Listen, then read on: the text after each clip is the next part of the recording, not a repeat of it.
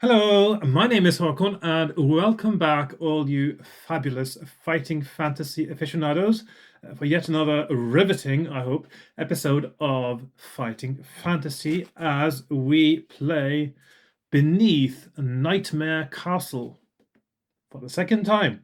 Now, it's a week now since I played this last time, and actually, there's a lot about this that I don't remember so well because I've been really busy with other things. So I'm going to start from the beginning, even though it did feel like I had a right path going quite all the way through. I'm going to just start from the beginning and follow that path that I think is the right one, and see what happens. Right, let's just get started, shall we? So, ta-da! And boom. Right, here we are on my desk. I got my supplies ready. I got my book. I got my character sheet, my map from last time, which is 2 pages. So I did do quite a bit last time.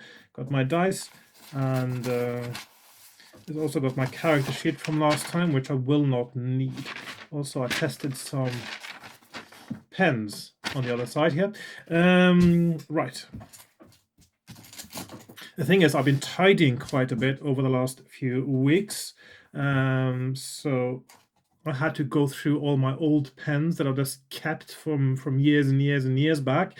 And if any of them didn't work, I would have thrown them away, but most of them actually did work. So that's all right. So in this one, we've got our abilities, which is skill, stamina, luck, and in this one, you can also go mad. So you have a willpower stat. And if you are told to test your willpower when it is below 6, then you go stark raving mad. Quite fun.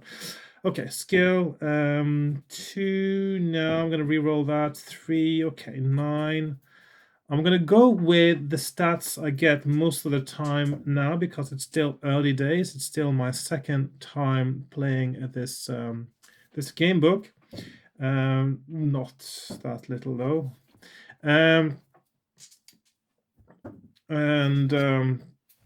Then as I progress along and I find that these stats are not survivable, for instance, 9 skill, it can be quite dodgy, then I will change them as needed, because the idea for me is to have the maximum amount of fun, or enjoyment, I should say. It's probably more a correct word rather than fun.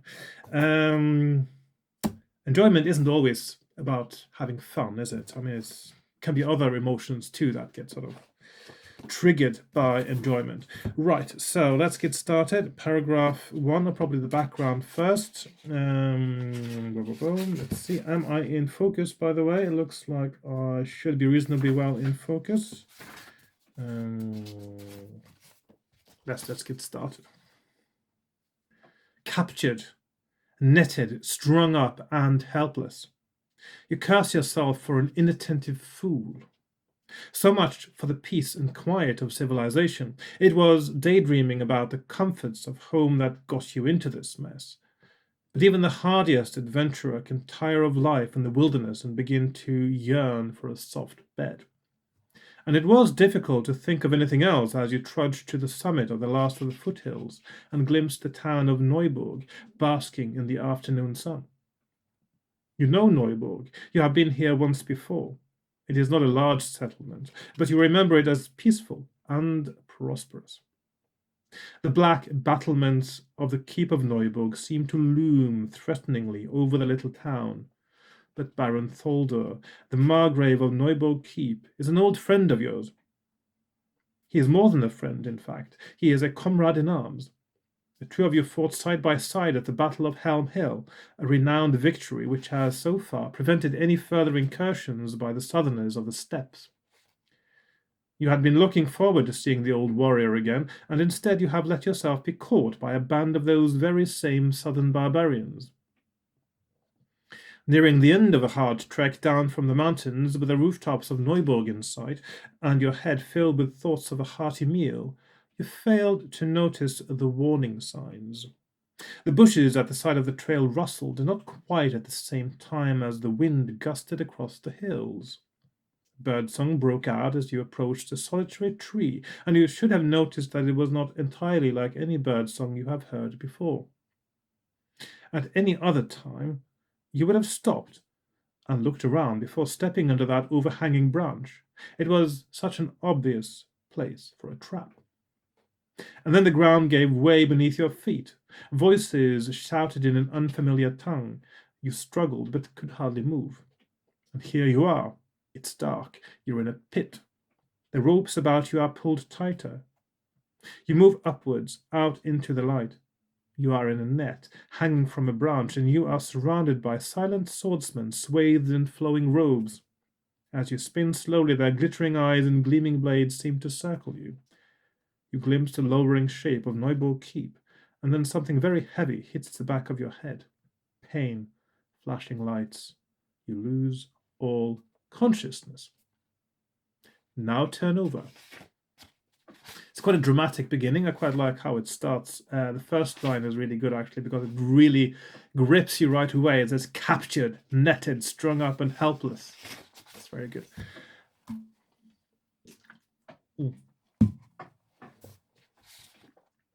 You wake. A particularly insistent dwarf blacksmith seems to be using your head as an anvil. Your hands and feet are tightly bound, and a blindfold covers your eyes. You cannot move, you cannot see, and you can hear only distant, indistinct sounds. Time passes. The pain in your head subsides to a dull throb. Nothing else happens. Then you hear a voice, an urgent whisper. My friend, hush, say nothing. I have a sharp knife, but I dare not stay long. I cannot enter through this small space. You must pull yourself a little to your right, and I will sever your bonds. Hurry! Do you trust this unknown voice and shuffle nearer in the hope that your ropes will be cut? If so, turn to 331. If you reject this offer of help, turn to 130. Now, it seems this person who's helping me is benevolent, so I'm going to go with the help. 331. I'm actually quite glad you get the choice there. It's quite nice. You shuffle awkwardly to the right, encouraged by the mysterious voice. That's right, my friend. That's right. Just a little further now. But please hurry. I dare not be found here. I am in mortal fear for my life. But perhaps you are the one we are expecting, and I cannot let those southerners take you. That's it. That's it. I have your ropes now, so. And you feel the bonds falling from your wrists. You tear off the blindfold and wrench the ropes from your ankles. You are in a cellar. A little light enters from an open door at the top of a steep flight of narrow stairs. Of your rescuer there is no sign. There appears to be no other door. Do you want to search the cellar, or will you escape up the staircase? Now, if you search the cellar, that's the end of it, actually. You can actually die there if you search the cellar, so I'm going to go up the stairs.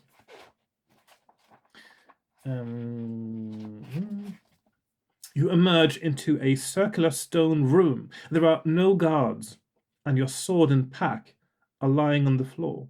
You collect them and then peer through the slits that pierce the thick wall. You realize that you are in the ground floor room of one of the towers of Neubuk's east gate. One of the slits gives you a clear view west along the main street, leading to the center of town. The sun has set behind the buildings, but the whole scene is lit by a beautiful red sky. Everything is very peaceful. Too peaceful. The streets are almost deserted. There are no shouts from the riverside wharves, no priests chanting in the temples, no dogs snuffling in the piles of refuse, and no revelers stumbling from the inns. The silence is eerie. You are determined to investigate, but first you must escape from this gatehouse. The one door is of solid oak, banded with iron, and is locked from the outside. You will have to try to force it open. Add together your skill and stamina scores. Roll one die 8 times and add the results together. If the total is less than your combined skill and stamina, turn to 399. Otherwise, turn to 41. It's quite a strange way of testing things, but there you go. Let's see, 8, 12, 19, and 29. And my combined scores are 28. So I failed that. and if you fail that, you end up with a fight. I'm just going to see what happens if you don't fail. I'll probably avoid the fight, maybe.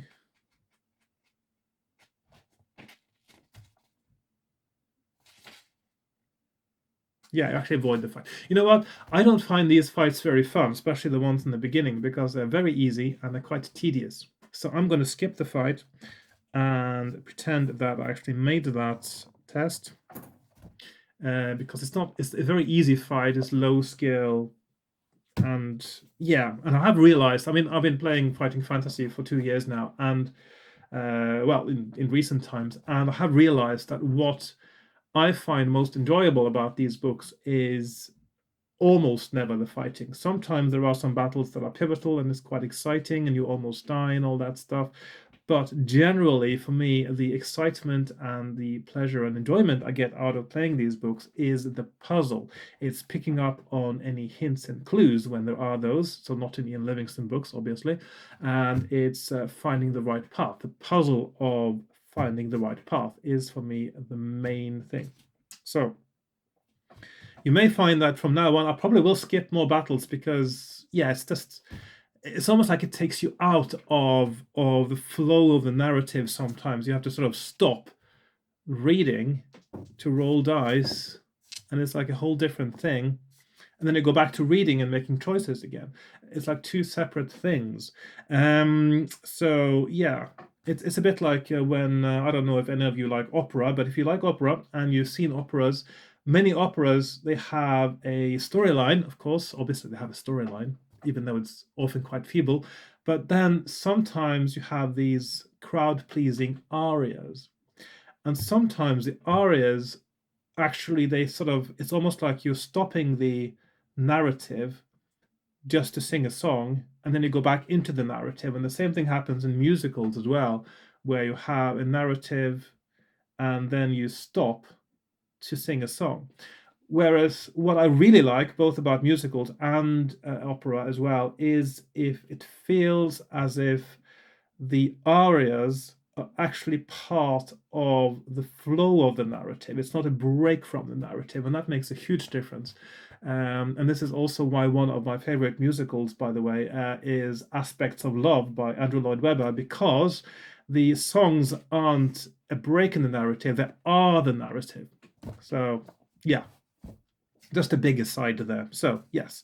And the same feeling you sometimes get from battles in fighting fantasy game books. Not always, but a lot of the time it just seems like filler material, and it also takes you a little bit away from the flow of the narrative, and it almost breaks the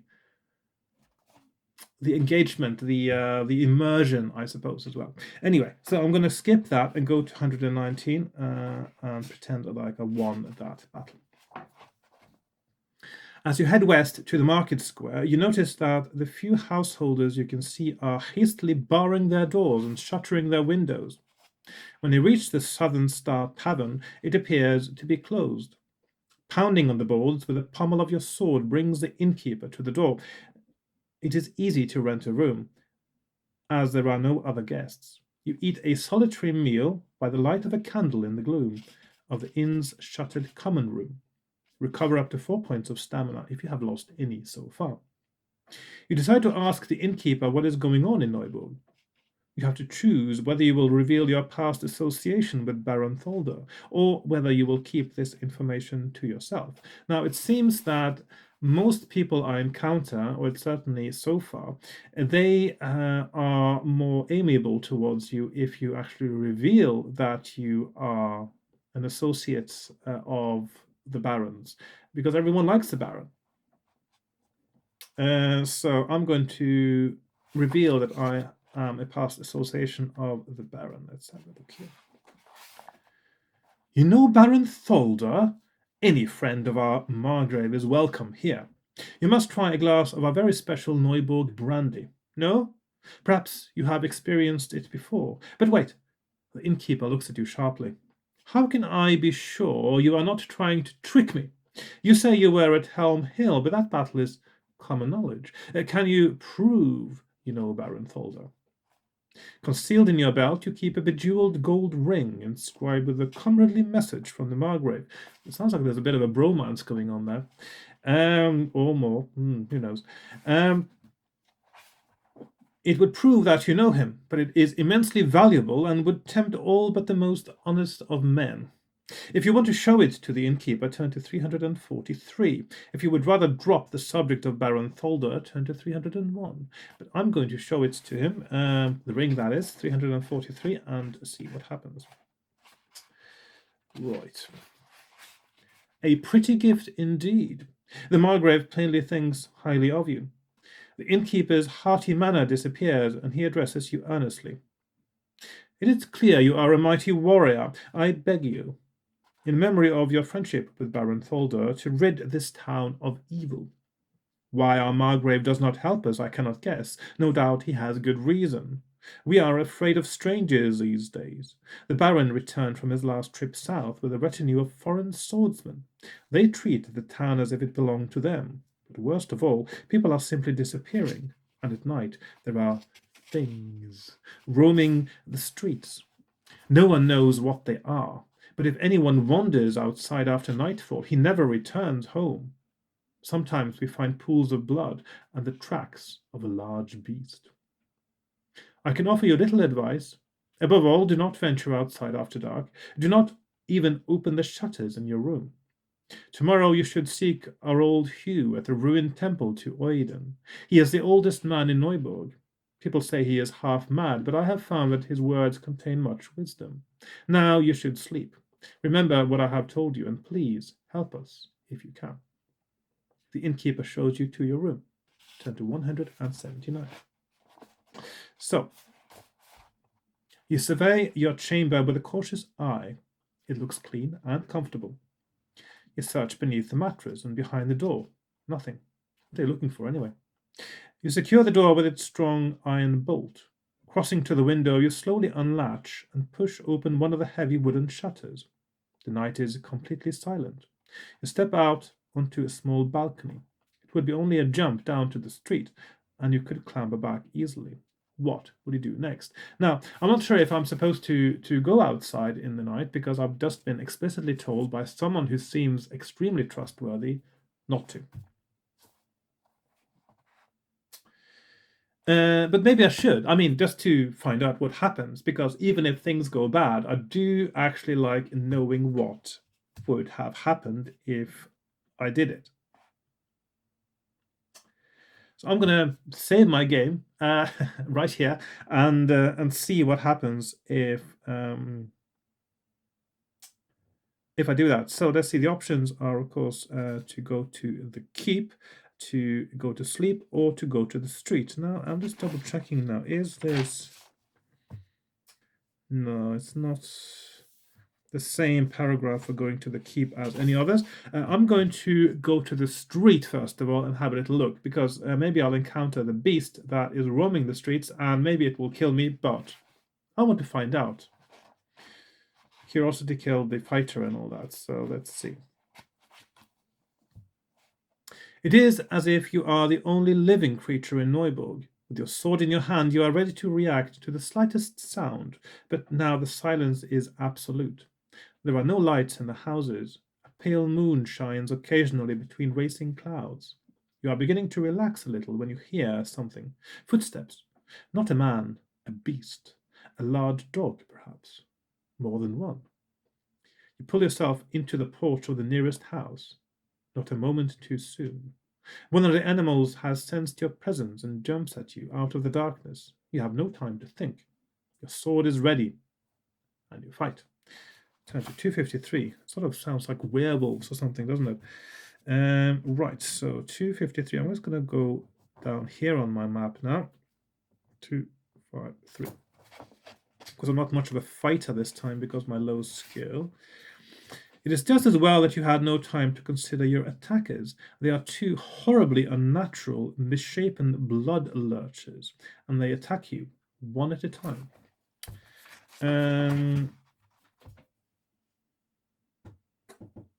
Now, I'm going to roll for this battle, but of course, if I fail, I'm just going to pretend, well, I'm not going to pretend actually, I'm going to say that I did it again and again and again until I succeeded.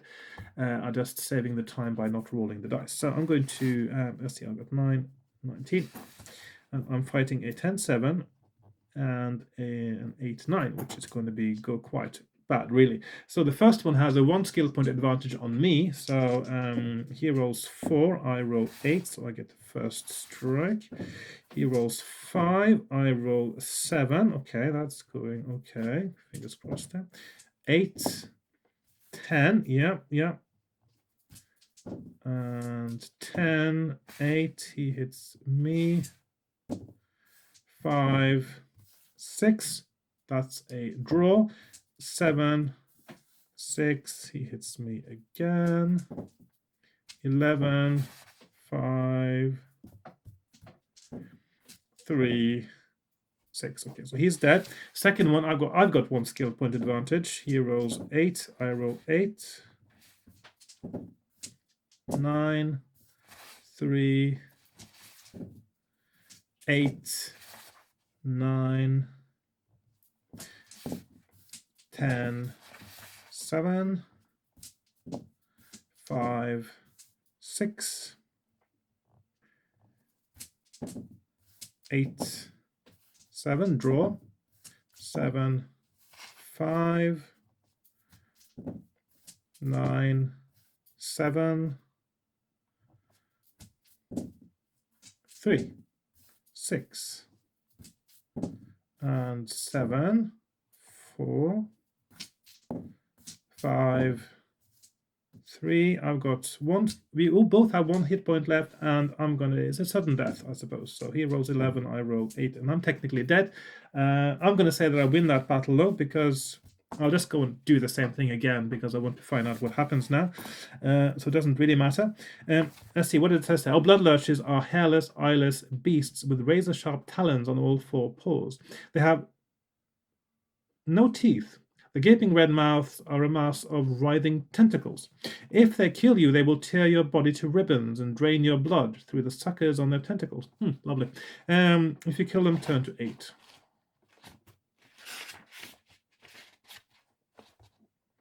You are overcome with nausea as you survey the bodies of the awful creatures. No wonder the townspeople stay indoors at night.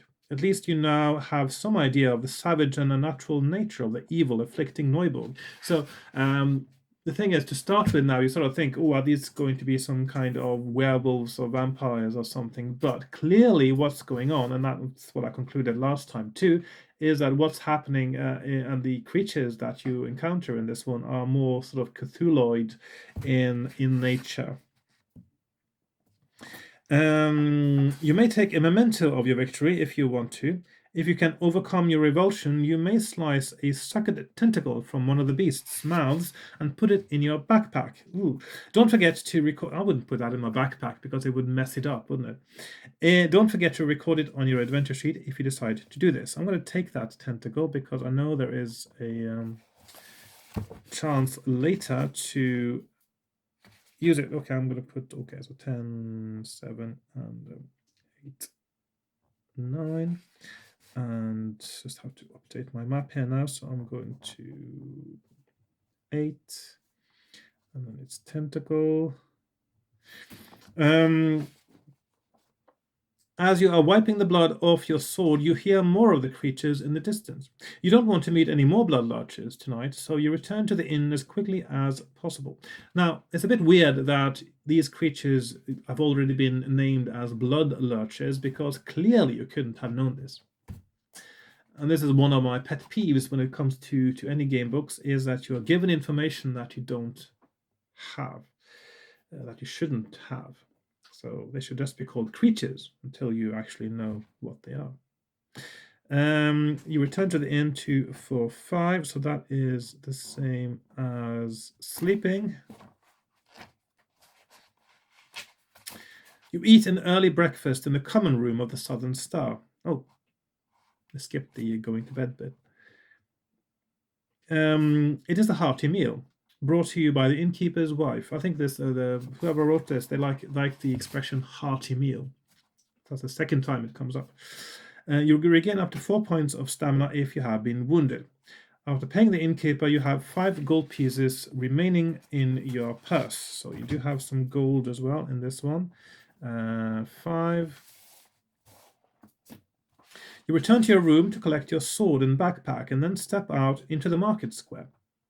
The sky is leaden, and the Southern Star's nameboard clatters to and fro in the gusty, drizzly wind. If you decide to go straight to Neubuk Keep, turn to 289. I don't think you're meant to. If you want to walk about town, turn to 137.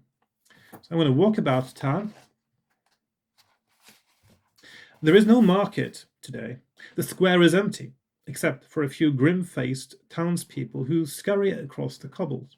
You spot a notice board nailed to a post between the stocks and a horse trough. You walk over to it and find that among proclamations about the permitted prices for meat pies, there is a tattered map flapping in the wind. It's the plan of the town.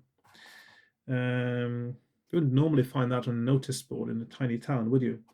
Or a board, or a map saying "You are here."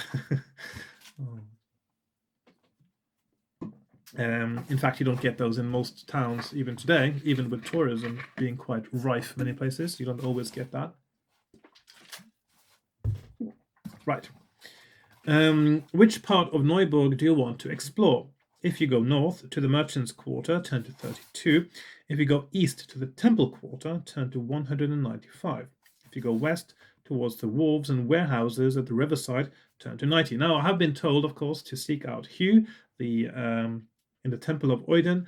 So I will presume, as I did last time, that this trail is laid out for you on purpose, and that is the best path to follow. So I'm going to treat that as a genuine hint, and that you're supposed to follow it. As you walk along Fish Street towards the river, it is obvious that you are entering the poorest quarter of town. Hang on, is that the right one? Did I go to the right one now? I'll just have double check now because I just can't remember that description from last time.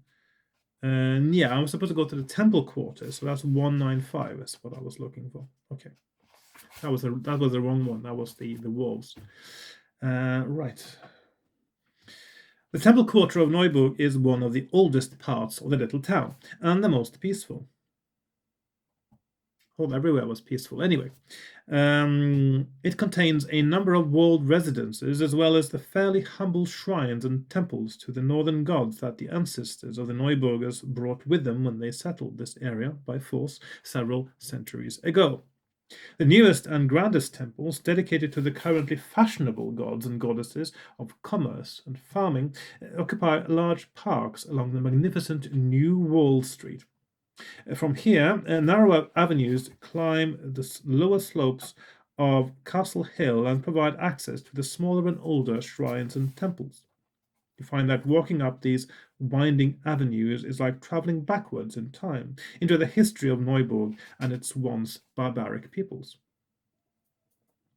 But as you climb up past the ever more dilapidated temples of ever more ancient and forgotten cults, you begin to despair of finding anything useful in this part of the town. You head for an unusually grand building that looks as if it is the oldest temple of all. But as you approach, you see that it is virtually derelict and apparently deserted. If you want to press on and visit this last temple, turn to 322. If you would rather turn back to the center of town, turn to 108. And of course, given those choices, you know that the only correct thing is to look at this temple. The ruined temple is set on a rocky outcrop halfway up Castle Hill. The path to it is steep and narrow, and you can almost feel the watching presence of the ominous windowless edifice as you clamber up towards it. The dark stone facing of the temple is pitted and crumbling, but a long line of enormous grim-faced statues of weapon-wielding kings and queens is still standing. The only entrance is a small dark hole in the middle of this line of guardians. Standing in the doorway, apparently dozing, is a wizened old man. If you decide to approach the old man, turn to 47. If you would rather hide in the rocks and watch the temple entrance, turn to 144. Now, he is clearly waiting for you, so I'm going to go and talk to this man. You walk up to the forbidding entrance. The old man remains motionless, propped on his staff, until you are only a few paces away. Then he opens sparkling blue eyes and snaps at you. I am Hugh, last priest of Oiden in this town. Hurry inside, my friend, for enemies are approaching. He turns sharply and beckons you to follow him into the depths of the gloomy ruin. His voice sounds familiar, but you cannot quite recall when and where you have heard it before, which is really weird, since he was the one rescuing you last night. If you want to follow him, turn to 398. If you would rather return to the center of town, turn to 5. I'm going to follow him. Thank you very much. That is the only correct path. I can't imagine that you can actually get this done if you don't do that. Hugh leads you into a circular hall where he genuflects at the trunk of a spindly white-branched tree that twists upwards from the center of the stone floor. He then ushers you into a cramped side chamber. You sit on a low stool and find Hugh standing beside you, holding a knife to your throat. Be still and listen, he hisses. I rescued you from the dungeon of the Eastgate because I suspect you may be the warrior that Oiden has foretold will arrive to challenge the evil in this town. If you are the prophesied hero, you have with you a valuable treasure that links you to Neubuk. You must donate the treasure to this temple in order to obtain Oiden's assistance. If you are indeed the chosen one, give me the item now. Neubuk's peril increases hourly. Concealed in your belt, you have a jewel-encrusted gold ring given to you many years ago by Baron Thalder. It is your most valued possession. And most valuable, indeed. Hugh turns away. Will you offer him Baron Thalder's ring? Say that you have no such treasure. Attack him with your sword. Now, at the moment, of course, normally you would say that this guy sounds like a serious thief who's spoken to the innkeeper who knows I got the ring and they're in cahoots and they want to steal the ring from you. But of course, this being fighting fantasy and this being clearly the right path through, this is not a trick. This could have been a trick in a Steve Jackson book, by the way. But yeah, no, it isn't. This is what you're supposed to do. So I'm going to offer him Baron Thalder's ring and go to 344. The old priest cannot disguise his joy as he beholds the gem-encrusted gold ring resting on the palm of your hand. He snatches it from you and exults. Just as Oiden foretold, Neubuk has found its champion at last, my friend. I can help you prepare you for the trials you must endure. But first, I suggest you fortify yourself with a square meal this time, not hearty this time. Yes, square, not hearty. Just for variation, I suppose. Follow me. There's a lot of talk about food in this book. I don't know why. Surprisingly, the temple is stocked with provisions. You eat well in a cavernous kitchen. You can restore up to 4 points of stamina again, and you may put it in your backpack enough food for another 3 meals. So I got provisions, three provisions. So 3 provisions, 3.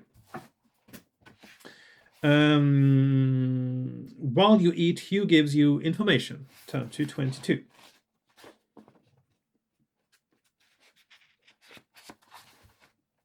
I am older than I look, my young friend, although you may not think it possible, Hugh tells you. I helped to build this temple, and I know why it was built here and which evil forces it was intended to contain. My many legends tell of the clashes of armies, the slaughter and the sacrifice that took place when the ancestors of these townsfolk drove the southern hordes out. The stories do not dwell on the unseen side of that conflict, the struggle between the priests of Oiden and Chachas. I don't know, is it Chachas or Chachas? It could be Chachas or Chachas. Chachas. I'm going to go with Chachas today. Chachas. The accursed archmage of the Or maybe I should go with sort of Hakas. Hakas, yeah. I'll go with that. Hakas, the accursed archmage of the despicable gods of Zagula. Hakas was not destroyed, but his earthly form was sundered, and his spirit sealed deep beneath the earth. This temple was constructed over one of the entrances to those subterranean chambers. Neubuk Keep was built to guard the other. The seals beneath this building are still intact, but I began to worry when Baron Tholder announced his intention to visit the infernal city of Zagula. When he returned with a retinue of southern soldiers, I was displeased. It sounds a bit like the Baron Tholder found the entrance to this subterranean chamber and opened it accidentally and was affected or infected by something from it. And so that controlled him now and made him, do the other stuff. So he has been possessed by Hakas, I suppose. Hakas. When he returned with a retinue of southern soldiers, I was displeased, and when it became clear that leading the soldiers was a mysterious wizard whom none in Neubuk has yet seen, my fears were confirmed. Hakaz is stirring. He may already have material form. I cannot guess what he will be like or what he will do after so many centuries in limbo. Turn to 100. The old priest of Oiden continues his explanation. If Hakaz is resurrected and restored to his ancient powers, Neuburg and all its people will be helpless before his vengeful sorcery. I shudder to imagine the terror and despair he will inflict. However, he can be defeated and imprisoned again, especially while he is still weak. His physical form can be destroyed by the sword of a mighty warrior such as you, and he and his minions can be weakened by the Talisman of Love. Unfortunately, the talisman is missing. A week ago, I sent Cernic, my fellow priest, to explore the keep. He has not returned, and I cannot contact him, although I think he is still alive. You must go to the keep and try to find the Talisman of Love before you descend into the lower caverns. Do not enter the castle by the main gate. It is heavily guarded. There is a little-known side entrance that you will find if you turn to the right before you reach the main gate. I can give you no more information, but if you wish to undertake the ordeal, Oiden may yet bestow gifts upon you. If you want to try the ordeal, turn to 54. If you would rather get on with your quest, turn to 368. So this is where the ordeal is something that isn't mentioned before and isn't explained until you get a choice to do it. And of course, it's a sort of a test that of strength and willpower that if you succeed, you get higher stats. So, I'm not going to bother too much because the thing is, I'm going to play a little bit loose with my stats anyway, especially skill, which is too low now. Yeah. So I'm going to just get on with my quest 368. The old priest leads you to the door of the temple and bids you farewell. There is little point in delaying your perilous quest. Somewhere in Neuburg is a broken fragment of a once potent weapon, and I would not be at all surprised if it were buried among the wares of some curio dealer. The merchant's quarter is nothing but a den of thieves. Avoid the riverside, it is an unsavory place. Return to the center of town and go to face the dangers of the keep. Oiden's blessings go with you. This is a little bit strangely worded. What he's telling me is to go to the merchant's quarter and then go to the keep. Turn to 108. So, having returned to the market square, you can now explore any part of Neuburg that you have not already visited. Do you choose to make for the merchant's quarter, the riverside, or Neuburg keep? So I'm going to do the merchant's quarter first, which will allow me to find... Oh, my tummy was making a bit of a noise there. I'm sure you heard that. You stroll northwards along Bridge Street until the old stone bridge and the misty fields beyond the river are in sight. In this part of town, at least, things seem normal enough. All the shopkeepers have brought their wares out onto the street, which is reverberating with cries of fresh fruit and salted sea fish and curios from the mystic south. That's what I'm going for, of course. And swords sharpened here, among scores of others. Crowds of townsfolk are bustling among the merchant stalls and trying to shelter from the drizzle beneath the brightly colored awnings. You decide to retrace your steps in order to buy some provisions and, again, focusing on food, apparently. As you mingle with the throng outside a general grocery shop, you suddenly feel that you are being watched or followed. Test your luck. Luck is 12. I roll 11. Luck goes down to 11. 390. I am lucky. Where are we on our map anyway? I mean, this is let's see. Have I already been here? I've been here before, obviously. I'm just trying to find 390. Yes. Two robed warriors, looking impassive and very out of place, are standing in a clear space on a nearby street corner, and they are staring straight at you. But you don't have time to worry about them. You glance down and see a hand closing around a purse hanging from your belt, and another hand holding a short, sharp knife, about to cut the drawstring. You spin round, drawing your sword, and face the sneak thief. It is a waif-like little girl, no more than 9 years old. If you are at a loss to know what to do, you are at a loss to know what to do, and the girl lunges at you with the knife. You are taken by surprise, and she cuts you, lose 1 point of stamina. You must fight her. You've got a skill of 4 and stamina of 3. And then it says, after 1 round of combat, the girl escapes into the crowd. So I'm not going to bother doing anything there. Looking around, you realize that the 2 warriors are no longer in sight. You want to try to follow the girl. Big mistake. Well, small mistake.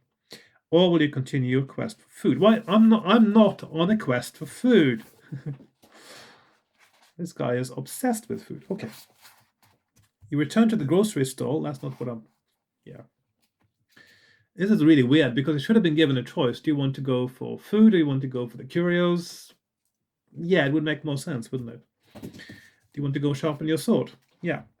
You return to the grocery stall and survey the array of cold meat pies and small loaves of crusty bread, temptingly displayed in the open air. A single gold piece will buy enough for 3 meals, or if you're feeling desperate or daring, you might be able to filch enough for 1 meal while no one is looking. That is a bit of a weird option for someone who is so goody two-shoes that they even gave up their ridiculously valuable ring to be the hero of the town. It shouldn't even be an option because seriously, you are lawful good, clearly in Dungeons and Dragons terms. So I'm going to buy 3 meals, 3 out of 3. It looks like the only way to actually get to...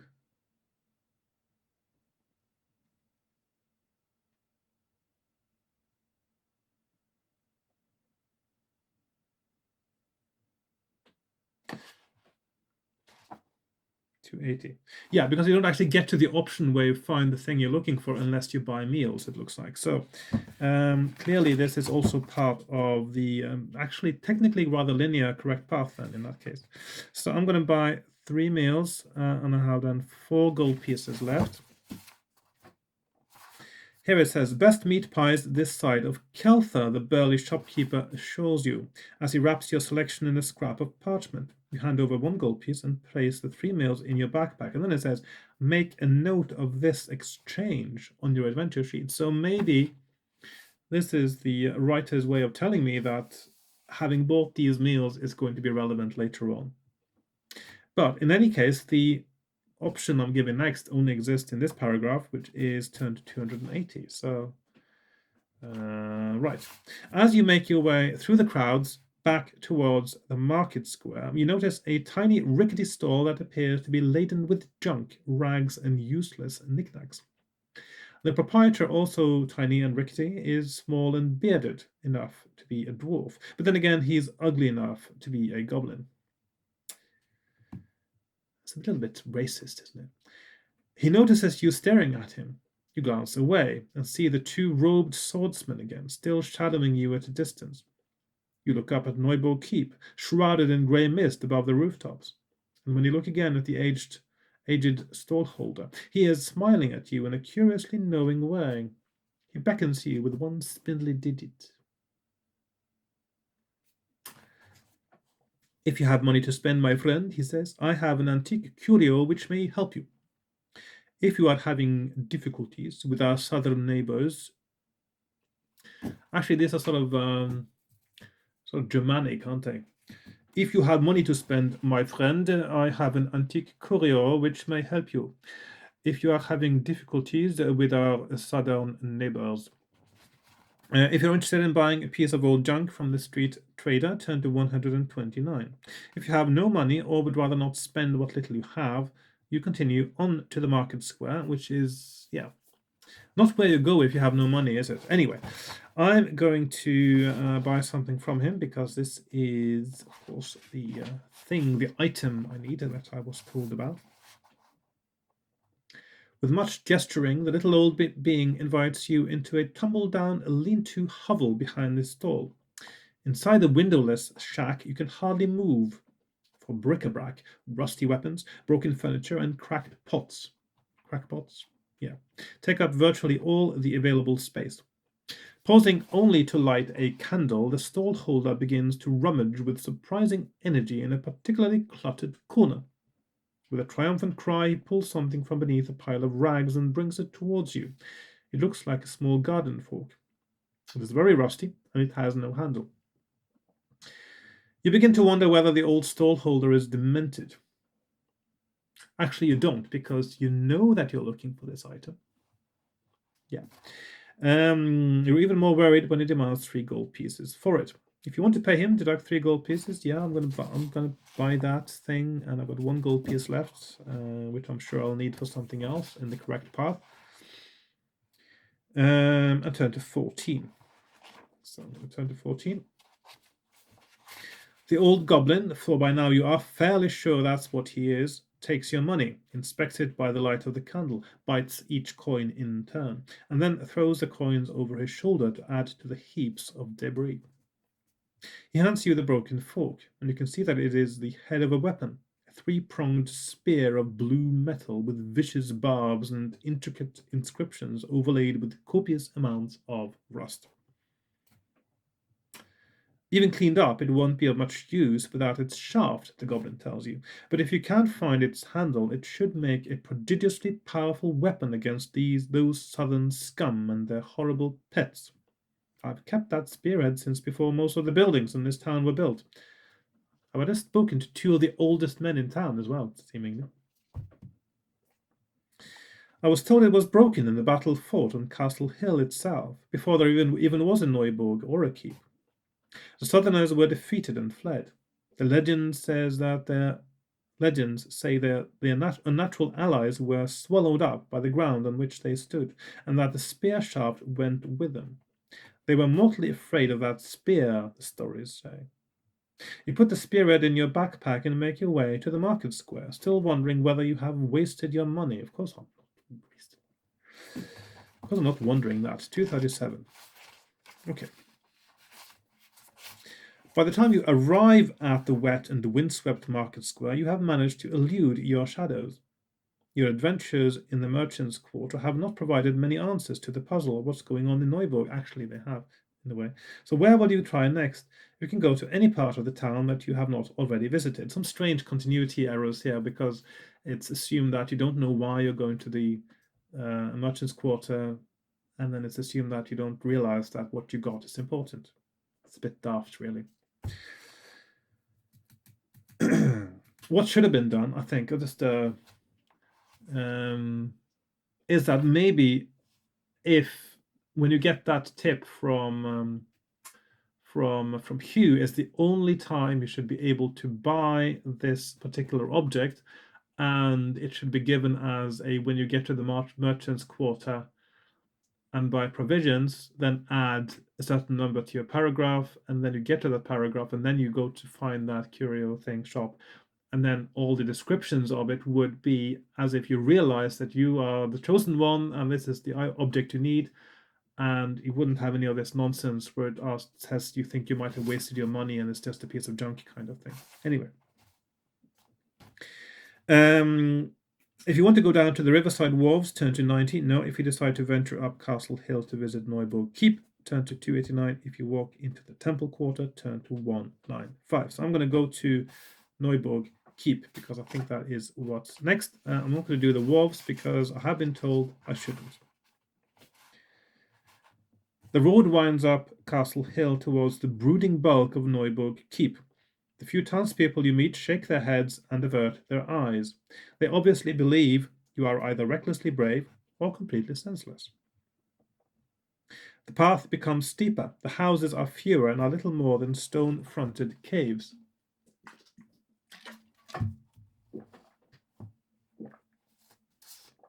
And the black towers of the keep's curtain wall loom above you. The path you are on appears to lead directly to the castle's main gatehouse. There is a smaller, overgrown path that leads off to the right. If you want to stay on the main path, turn to 2. To rather take the right-hand trail, turn to 95. Again, maybe that right-hand trail should have been so overgrown that you wouldn't find it unless you actually looked for it, and the information about it should have been given as a clue earlier. Just a thought. I think so anyway. Because I said not many people know about it, but the thing is that if it's visible, then you would know about it. If you know about the gate to the keep, then you would know about the path to the right. Hacking at brambles with your sword, you follow the path around the hillside in the shadow of the battlements. The path veers to the left and disappears into a clump of bushes at the base of the wall. You push aside the prickly branches and discover a small door, which you have some difficulty in opening, as there is just as much undergrowth on the other side. You cut your way down a flight of stone steps and find yourself in an untended kitchen garden. The vegetable patches, herb beds, and fruit trees are wildly out of control, and it is impossible to see across the garden. You can make out that the garden is square. It's surrounded by walls and has the remains of a gravel path around its edge. You are at the midpoint of one side. Will you turn right or left? And I'm not sure if turning right or left is significant here. Anyway, let's have a little look and see where I am on my map. I'm right here now. Well, this is where last time I turned left. That seemed okay. I'm going to turn right this time just to see if there's anything different going on. And next time I play, I will definitely start no earlier than this point in the game, because the beginning now seems to me to be pretty clear that this is the correct path and no other paths are viable. So I'm going to turn right. Or left. Yes, left. Hang on. Left, right. Yes, right. 175. You reach a corner of the garden. The path and the wall turn to the left, and in the corner a gap in the wall forms a rough doorway into the base of one of the battlement towers. The interior of the tower is dark and silent. The path continues uninterrupted alongside the garden until it reaches another tower at the next corner. Do you want to enter the base of the battlement tower? Turn to 284. There may be something in these towers. I'll find out. 284. Or will it continue to the next corner of the garden? 44, which is... Okay, so there are two towers, it seems. So I'm going to check out 284 and see if there's anything interesting in this tower. You step into the darkness of the ground floor of the tower, and you notice that the air is warm and musty. As your eyes become accustomed to the gloom, you realize that this room is used to store the garden compost. Everywhere there are vast heaps of decaying leaves and rotting vegetables. There is no sign of any other door from the room, or any access to the upper floors of the tower. You can investigate the compost heaps with the tip of your sword, or you can leave the tower and continue towards the next corner of the garden. Turn to 44, okay. Didn't I already check this one out? Because this sounds very familiar. 275. Just checking now, because isn't this also how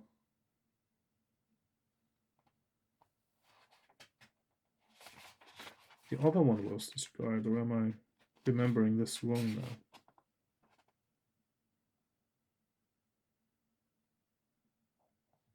No, there's other stuff going on there.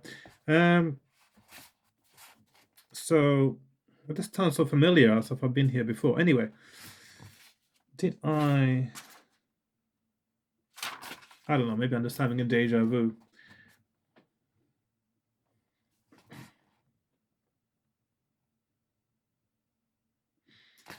Right, so 284. You step into the darkness of the ground floor of the tower. Oh, hang on. Yeah, I already read that. So, you can investigate the compost heap with the tip of your sword. I suppose I may as well do that. Oh, hang on. That's over there. Hang on. Is there something strange going on?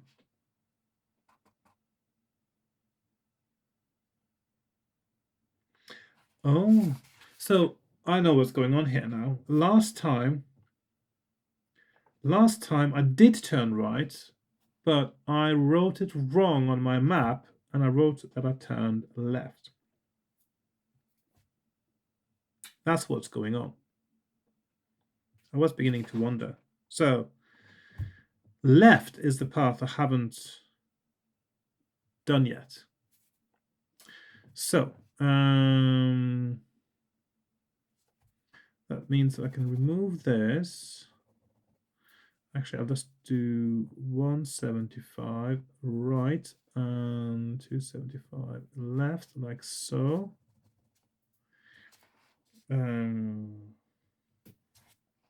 Right, so I'm going to go left, actually, not right, because that's the one I haven't done before. So there we are. You reach a corner of the overgrown garden. Ahead of you, the path, this is me turning left now. You reach a corner of the overgrown garden. Ahead of you, the path continues to follow the enclosing wall. To your left, there is a squat tower. Its upper story is part of the castle's outer battlements and is inaccessible from the garden, but a large jagged hole provides an entrance to the lower section. To your right, a narrow path leads directly to the center of the garden, and through the dense foliage you can make out a statue in the clearing. Will you continue to follow the perimeter path? Enter the tower through the broken wall, or cut your way to the central clearing. So now I've got several options, and I think I'm going to go with the central clearing one, because that should allow me to go back again to the other options. I think.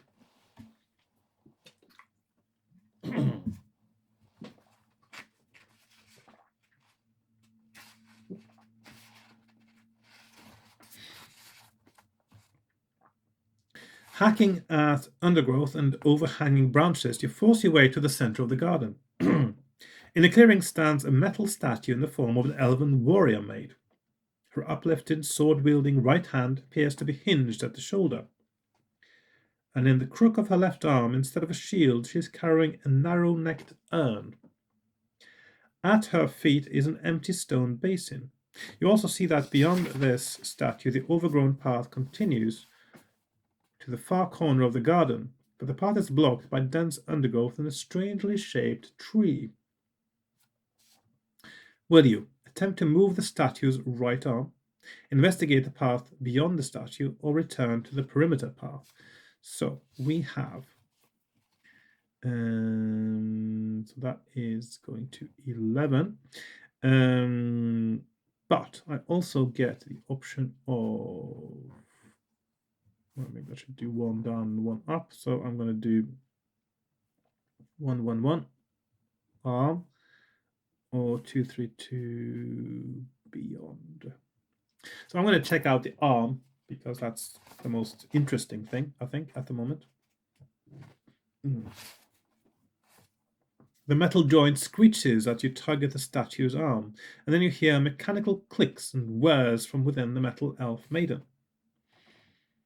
Her mouth opens and a squeaky voice recites a rhyme in an incomprehensible language. Well, Elvish, presumably. The urn swivels until the neck is downwards, and then a trickle of green liquid flows from it into the stone basin. The stream of liquid ceases when the basin is almost full, and the statue closes its mouth and raises its arm. The mechanism has stopped working. You lower your face to the basin. The green liquid has no odor. It is thick and opaque, but it's a very fresh-looking color. So, like a pea soup, I suppose.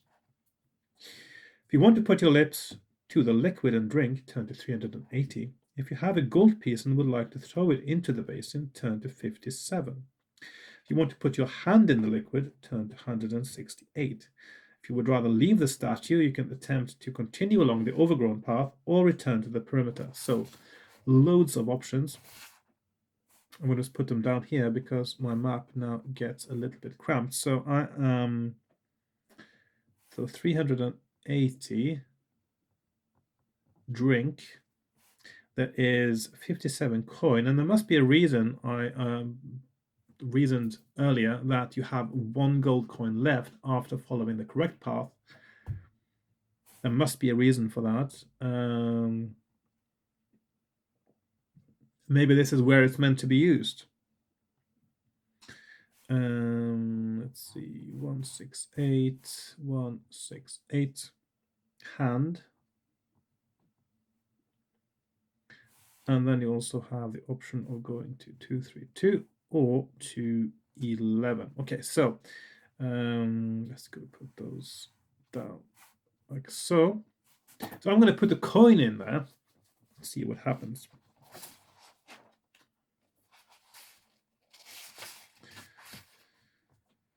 The coin plops into the green liquid and disappears beneath the surface. Nothing happens. Feeling rather foolish, you make a wish. Still nothing happens. If you want to put your hand into the liquid to try to retrieve your gold piece, turn to 168. Interestingly, of course, notice how the paragraph for retrieving it is the same as if you hadn't put a gold coin in, which means you won't be able to. If you want to drink, go to 380. Again, same thing.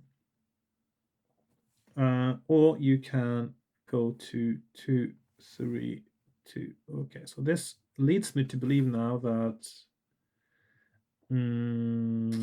let's see, 50. So that this may be a trap.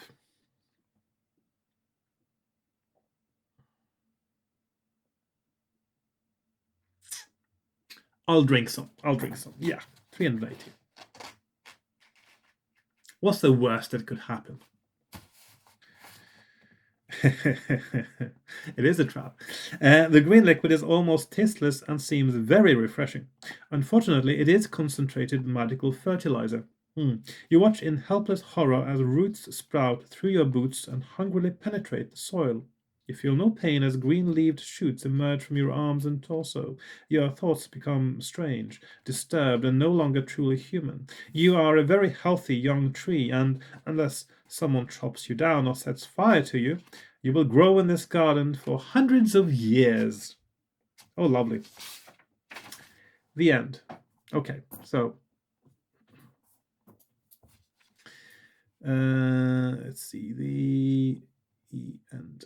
So clearly, this whole statue thing is only, you only meant to sort of pass it by, I suppose. I think I should continue a little bit now because most of what I've done so far has been the same as last time. I'm going to take a very short break because I need more water, as you can hear my voice is going.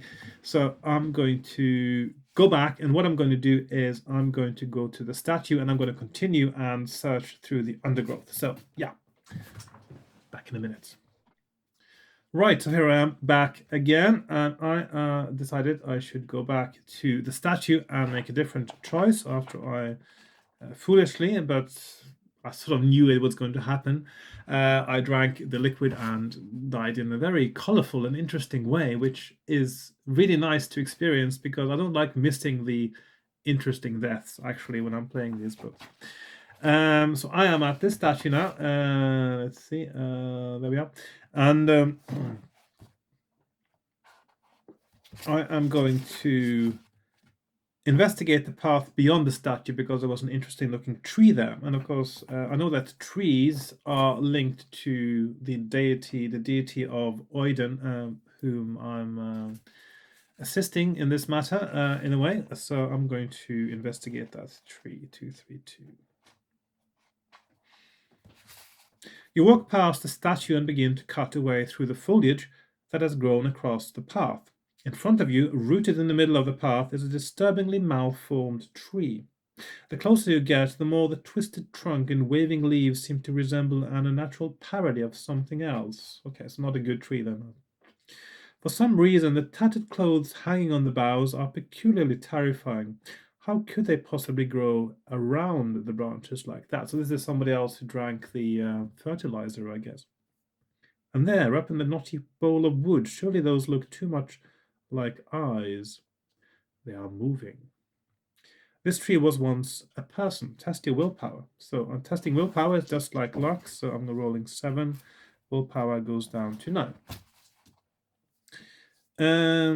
If you roll successfully, turn to 82. Okay. If you're unsuccessful, turn to 125. So I'm going to put those options up there in the corner of my map now. So 82, success, 125. Fail, and then it's test will. So 82. A spark of animation remains in the eyes of the unfortunate tree man. Its branches reach towards you with much rustling of leaves. You listen intently. There seems to be a message in the scraping twigs. It is, "The gardener is in the tower behind me. Beware the other 2 towers." Ah, okay, so again, you're getting a hint actually what to do. This information is whispered over and over again and gets increasingly indistinct. You decide to move on, but it is clear that the path beyond the tree man is completely blocked. You turn back and rejoin the perimeter path, turn to 11. So really there's only one tower you need to go to, and that's the one I found last time in that case. So again, you are led to the correct path. So 11. It's not entirely clear exactly which tower is behind him in that case, is it? You continue to skirt the overgrown garden. Halfway along this side, there are steps leading up to a small door set into the high wall that surrounds the garden. The steps are covered with a tangle of thorny branches, and the door is barred and secured with an enormous rusty padlock. You decide to continue to the corner of the garden. There is no tower at this corner. You can see that the path continues to follow the wall alongside the garden at least as far as the next corner, where there is a tower. Halfway between you and this next tower, a wide stairway ascends from the garden. You can either walk as far as the staircase and use it to leave the garden, turn to 212, or you can continue past the staircase and have a look at the tower. So, do I have the staircase? Do I not have the staircase? Do I have the staircase? I have 44 more than once here as well, it looks like.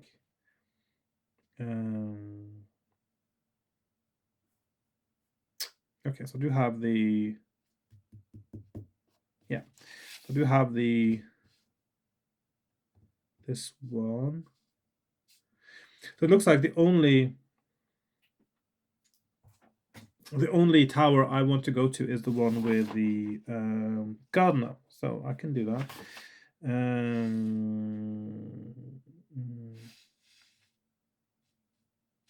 Which one was that?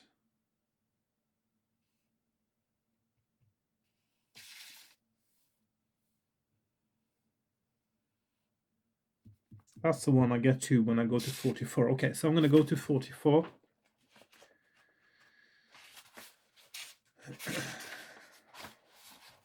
You have reached another tower in a corner of the garden. To your left, the path continues along the surrounding wall and passes a wide staircase that descends from the garden. The wall of the square tower in front of you is windowless, but there is a small wooden door at the base. The door is slightly ajar, and there is darkness beyond. If you would like to enter the tower through the door, turn to 394, which rhymes, so it must be true. If you want to use the staircase, no. So 394 is where I am going. You step into the tower's dark interior, and the door slams shut behind you.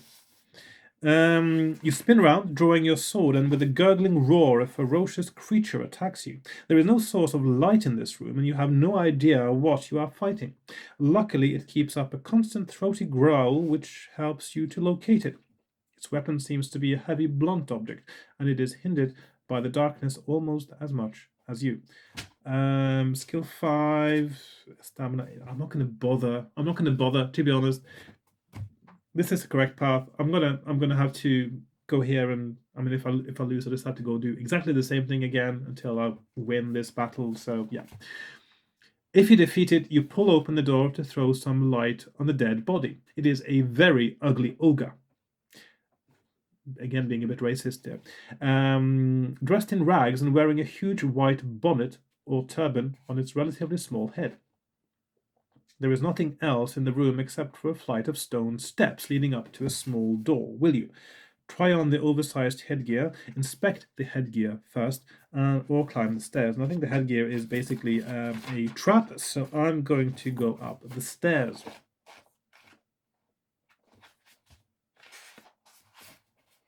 The door at the top of the stairs is apparently bolted or barred on the other side. It is also very battered and splintered. You conclude that the ogre you have just dealt with has made a sustained attempt to break through with its club. You can think of only 3 options. Shoulder charge the door until it gives way, inspect it closely to find a way to open it, or yell, "I've just killed the ogre. Let me in." I'm going to do the last bit.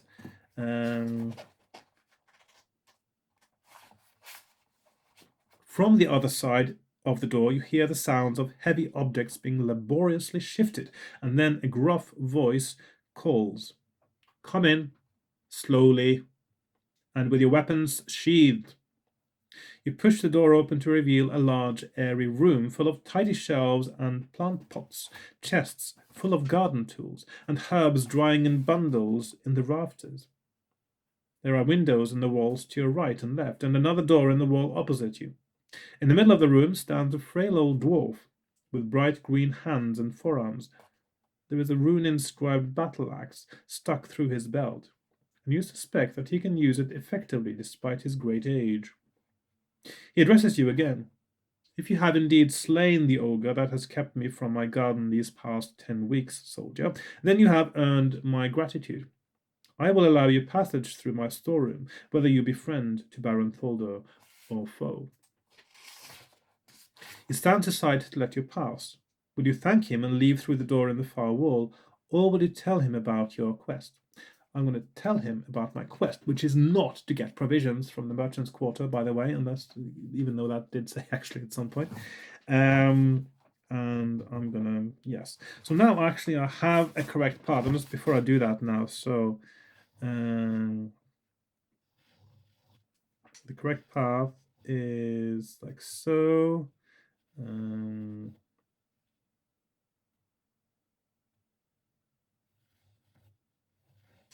don't know if the tentacle is relevant yet. I'm gonna find out now actually, but I'm definitely doing that. 195.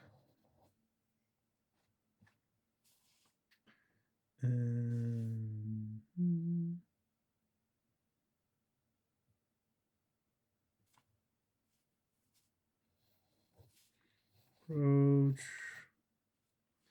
Game. 500, and then we go up here. I suppose we do like that.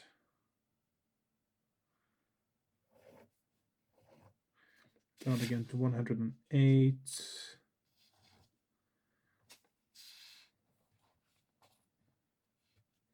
Then we go to the merchant's quarter.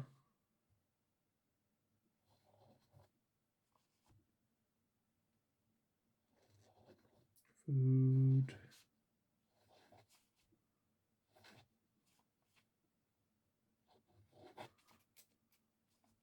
Back there, and then 289.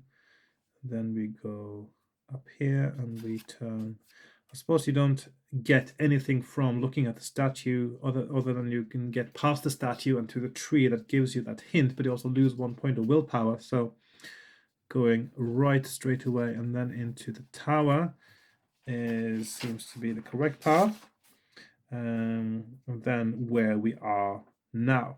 Okay, so I'm going to tell him about my quest, and then, because this is a new thing, because I got the tentacle now, I can ask him about the tentacle. He will be able to tell me something about it, hopefully. Let's find out if that's a good thing or a bad thing to have got the tentacle. Having taken a deep breath and a precautionary hold on the pommel of your sword, you tell the dwarf gardener about your old friendship with the Margrave of Neubuk Keep, and your mission to cleanse the town of evil. The old dwarf ponders for several minutes and finally sighs. Very well, I believe you. I can't think why anyone should tell such a story unless it were true. And anyway, even if you are a villain and an impostor, I don't see how you could make things worse than they are already. I'll help you if I can. Sit yourself down, eat if you have food. I've none myself. It's been a long time since you last had a chance to relax. You have found a temporary haven and an ally. Recover 1 luck point. I'm not going to bother so much with the stamina now because, yeah, I'm gonna be quite flexible with the battles. It doesn't matter.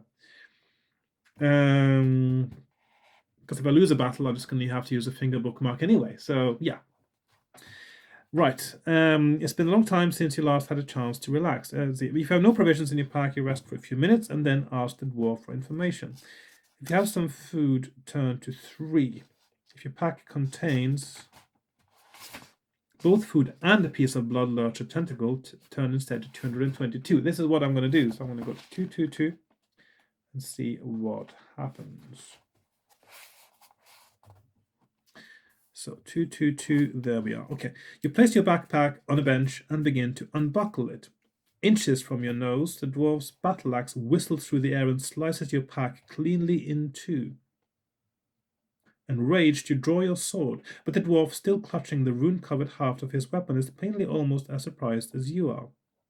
Carefully, you separate the halves of your pack and discover the still twitching remains of the monstrosity that has been growing inside your backpack. The blood lurcher tentacle has managed to absorb 2 portions of your rations and has transmuted into a bloated, blood-sucking mass with hundreds of finger-sized feelers. Thanks to the dwarf's prescient axe, the thing is dying. So, again, that shows me clearly that the only true path is then not to do exactly like the innkeeper says, stay inside, stay alert, save the NHS, all that stuff. So, yes, not to go and get the tentacle is the correct option in that case.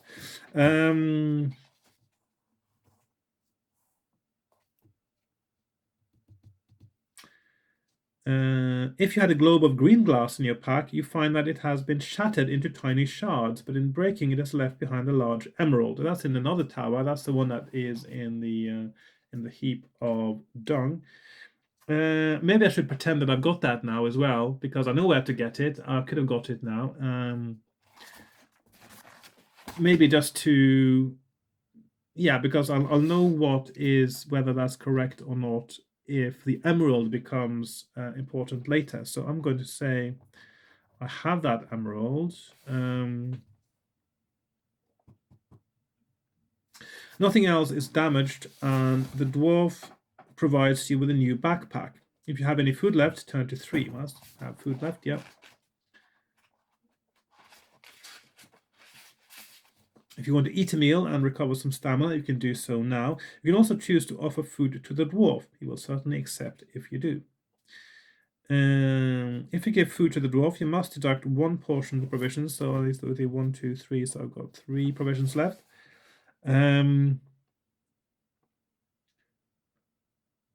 The food he eats plus another one if you eat 2. Hang on, phone call. I'll be back in a minute.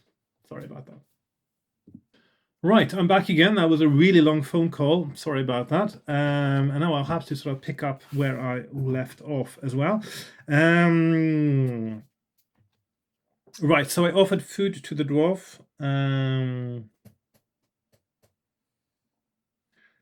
And go to 334. Where was I on my... Yeah, 334.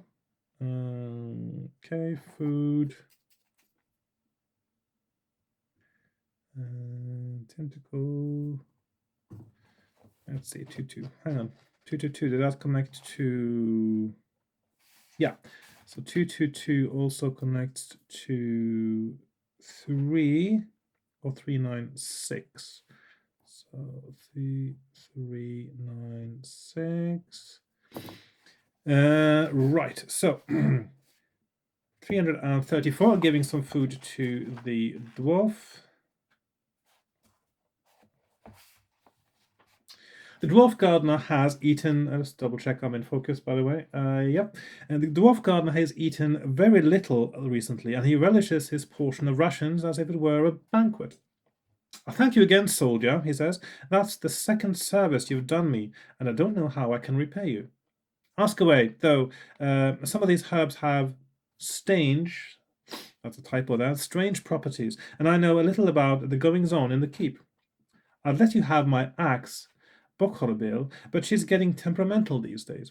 She'd have me attacking you if I weren't careful.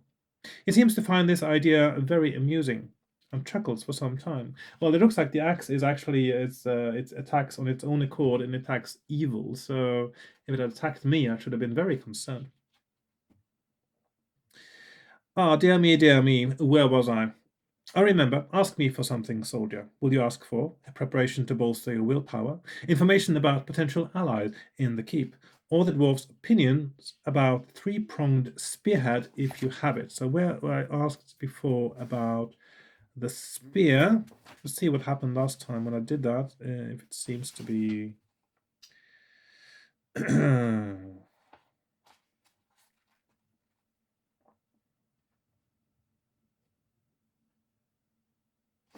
So it didn't seem that I got much help from last time from asking about the spearhead, because basically he told me the same information I knew before, except that the handle is actually quite short,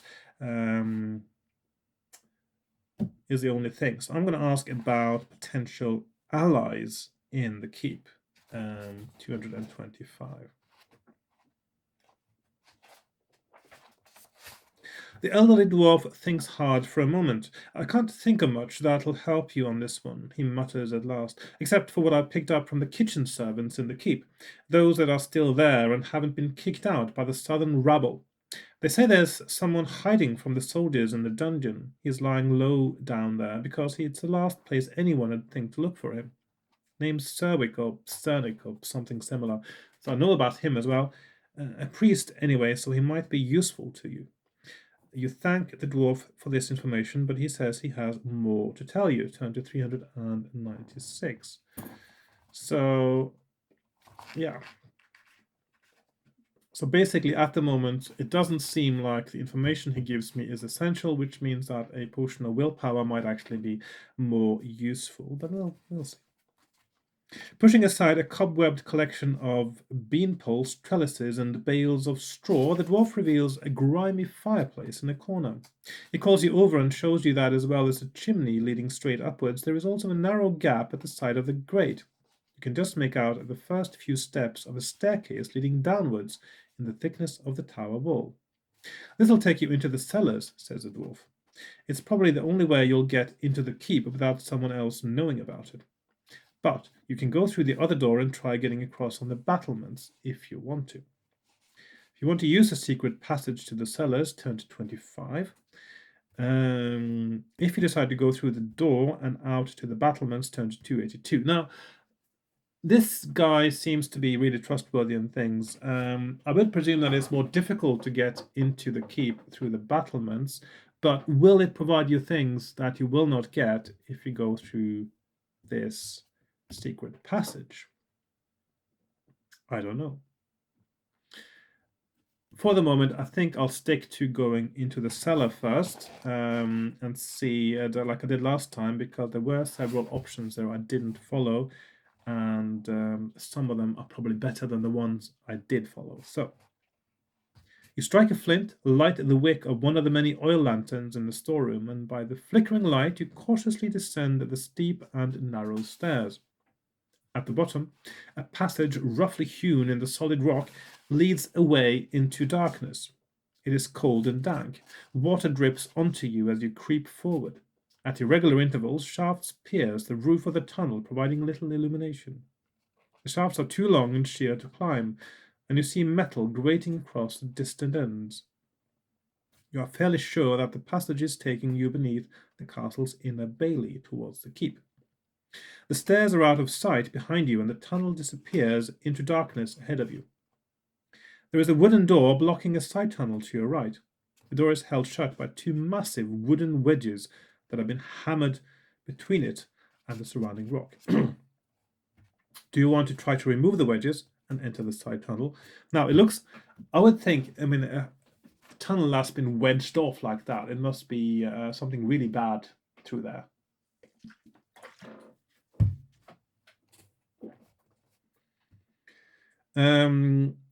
If you'd rather press on along the main passage, turn to 248. So last time I opened the wedges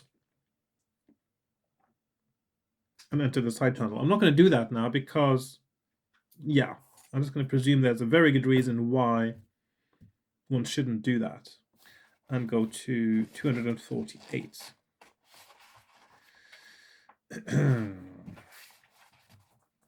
The tunnel comes to an end at a door. At first you can see no way to open it, but after a few experimental pushes and pulls, you realize that the stone slab pivots about a horizontal central bar. You crawl through the lower opening into a long, low cellar, and having established that there is no immediate danger, you push the door back into place. The walls of the cellar are faced with stone slabs, and it is now almost impossible to differentiate the door you have just come through from the other slabs. The rectangular cellar has a normal door in the center of the short wall at its other end, and a door in the center of each of the long walls on your right and left. Although you cannot see these two doors at first, as they are obscured by the two lines of huge barrels that occupy the length of the cellar. You walk between the rows of barrels, each of which has a tap and a small cup on a string. You decide to taste some of the contents of Baron Tholder's cellar, but the barrels all look alike. You have to take pot luck. Roll one die. Right, so why would I even stop to do that?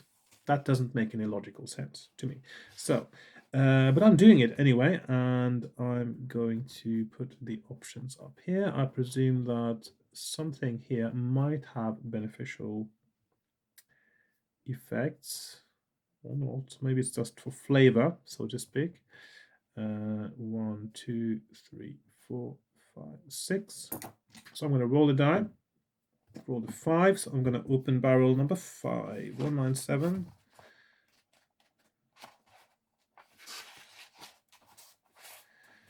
You select one of the few barrels that is in an upright position. It has a tap, but no drinking cup, so you pour a little of the barrel's contents into the palm of your hand and drink a mouthful of the brown liquid. It tastes bitter and sears the roof of your mouth. You begin to feel rather ill. The liquid is poisonous. But as you have consumed so little, you lose only 2 points of stamina. You can now either look inside the barrel from which you have just drunk, or roll one die to taste the contents of a different barrel. Right, so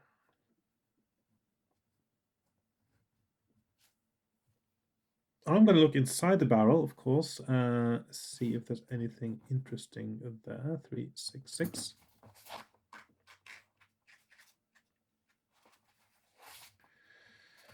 Using the thick iron hoops as finger and toe holes, you climb the side of the great barrel. You grasp the leather handle of the lid and pull mightily. Throwing the lid to one side, you look down into the barrel to find your horrified gaze met by the lifeless stare of dozens of pairs of unblinking eyes. It's quite a picture there as well. Just want to show you that now.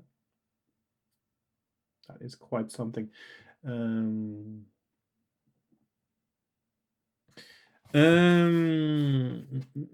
was I? The barrel is full of heads floating like shriveled balloons in acrid brown preserving fluid. You'll lose 1 point of willpower as the full implications of your recent drink sink in. If you now have less than 6 points of willpower, turn to 30. Let's see, I've got 8 willpower left. Okay, 66. Probably not a good idea to do that. I'm going to put my willpower options there. So if you have less, 30, so will is less than 6, or 286 will greater or equal to 6. 286. Okay, so I'm going to go to 286. You hear a footfall behind one of the cellar's middle doors. Before you can react, the door flies open and 4 robed swordsmen rush in. You face them with your weapon at the ready and back away between the rows of barrels. Behind you, another door opens and you turn to see another 4 soldiers entering the cellar. You are surrounded. 8 swords converge on you. If you want to fight, turn to 239. If you decide to surrender, turn to 49. If you have a jewel-encrusted ring, an emerald, or any gold pieces, you can try to bribe your opponents. You can try to bribe them with an emerald that I got because, yeah, I could have. Right. So there's 3 options.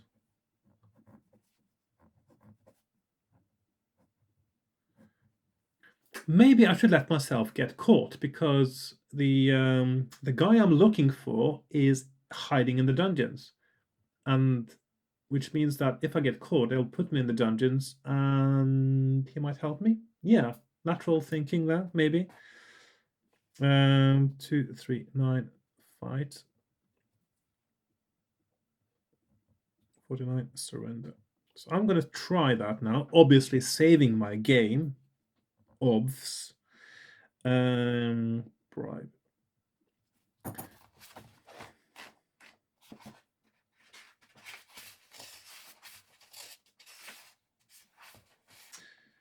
Sandwiched between 2 of the burliest of the swordsmen and surrounded by a squad of others, you have no chance to escape as you are frog-marched out of the cellar, up a flight of stairs, through the gloom of the servants' quarters and into the opulent private chambers of the Margrave of Neubuk keep.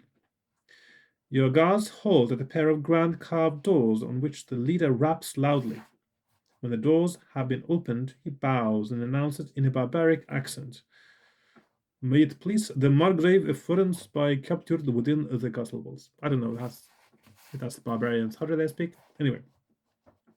A swordsman shoves you from behind, and the entire troop marches in to present you to Baron Tholder. Turn to 127. At least this will be very interesting, even though it may be a sticky end. 127.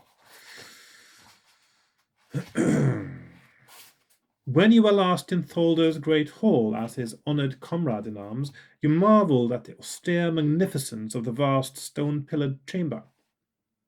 It seemed to reflect the Margrave's grand and rigorously martial personality.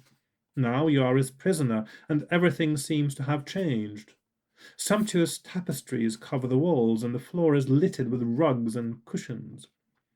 Ranks of impassive swordsmen stand on guard, while their captains and Neubuk merchants are waited on and entertained by lithe maidens in gauzy silks.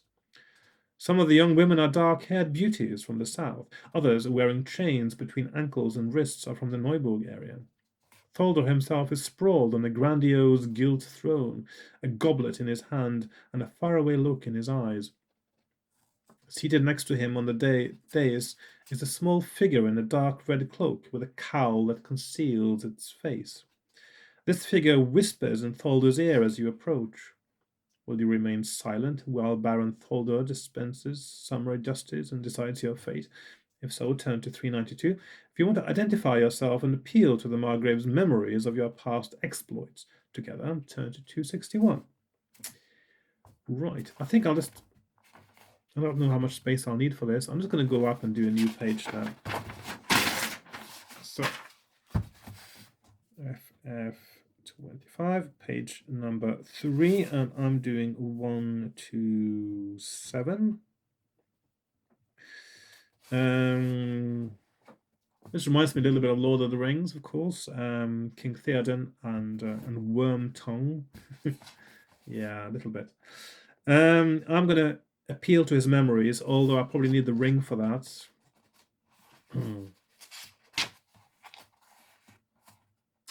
The Margrave gestures vaguely and begins to mumble about having you taken away. You interrupt. Tholder, you shout. Recover your senses, man. You remember me. We fought side by side at Helm Hill, and we defeated a horde of barbarians, not unlike this rabble infesting your keep. Wake up. Think. Outraged murmuring ripples around the hall. A guard knocks you down from behind, and you stagger to your feet to see Baron Tholder and the red-robed figure in the midst of a furious yet whispered argument. The Margrave seems to have recovered some of his wits, and he obliges his mysterious adviser to accept a compromise. He addresses you in a clear voice. My memory is failing me these days, he says, but there may be some truth in your story. Do you have any proof of these strange allegations of yours? If you are who you say you are, I seem to remember giving you a gift or a token. If you have not yet given it away, you have a bejeweled gold ring given to you by Tholder many years ago. If you want to show it to the Margrave, turn to 70. Otherwise, turn to 392. So,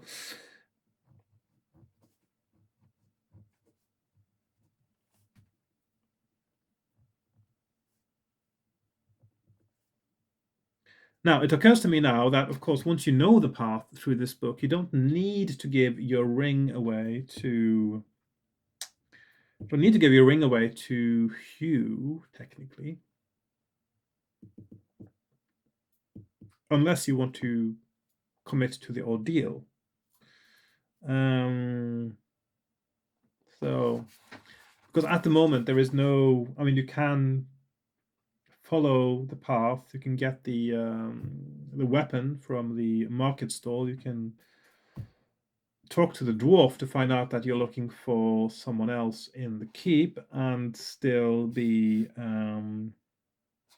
have the information you need. Really, you can still also take the path to the right as you approach the keep without knowing that is the best path to go. So by not making those things conditional clues, it is possible that actually not giving the ring to Hugh is the correct choice to do. And I don't know that yet, but I'll find out at some point. So ring or no ring. So I don't have a ring, obviously, so 392 is where I go. The mysterious red-robed figure continues to prompt Baron Tholder, who rapidly finds the subject boring. He readily agrees that you should be taken down to the dungeons, which is what I was aiming for, actually. And makes it clear that he has no interest in what happens to you after that.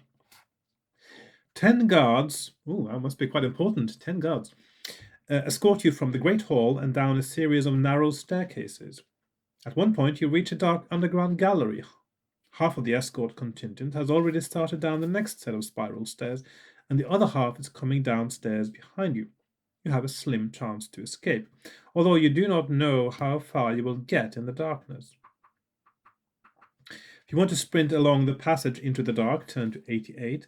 If you continue to follow your captors, turn to 227. So I'm going to follow them, probably. 227. Well, the thing is, I don't...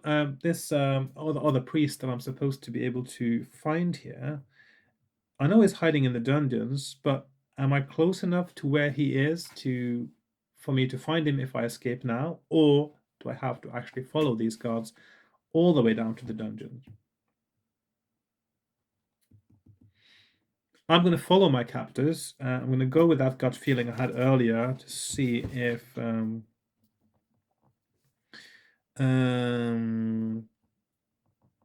If that actually is the way out, because that is the little sort of hint that was given to me that maybe getting to the dungeons is the right thing to do.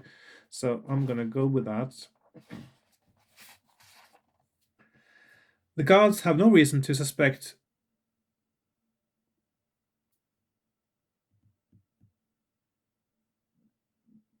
Oh, okay. The guards have no reason to suspect that you are a particularly brave or clever intruder, and as you seem prepared to cooperate with their wishes, they adopt a relaxed attitude. You are amazed that they make no effort to deprive you of your weapon and backpack. Restore 1 point of luck and turn to 64. Okay, that's an interesting turn of events there. So, luck +1. Okay. Luck is full, that's all right. Okay. If you are a prisoner, all dungeons are the same. The pits beneath Neubuk keep are no exception. You are in a cramped, damp, filthy, airless hole, and the fitful torchlight that sometimes creeps between the cracks in the metal-studded doors is so weak that you can barely make out the shapes of the fat rats that scurry among the dirty straw on the floor. If you have any food with you, you can eat a portion now. If you have a green glass globe, you can extract it from your backpack, or you can take out the trident head. If you have neither of these items or do not wish to look at them, you will just have to sit morosely in your cell until something happens. So, I am going to bring out my trident, I suppose. Because that might be the clue to for the other guy to see that I am the chosen one. 206, 117, so that is globe. 362, trident. Or 2, wait. I'm going to bring out the trident head, 362.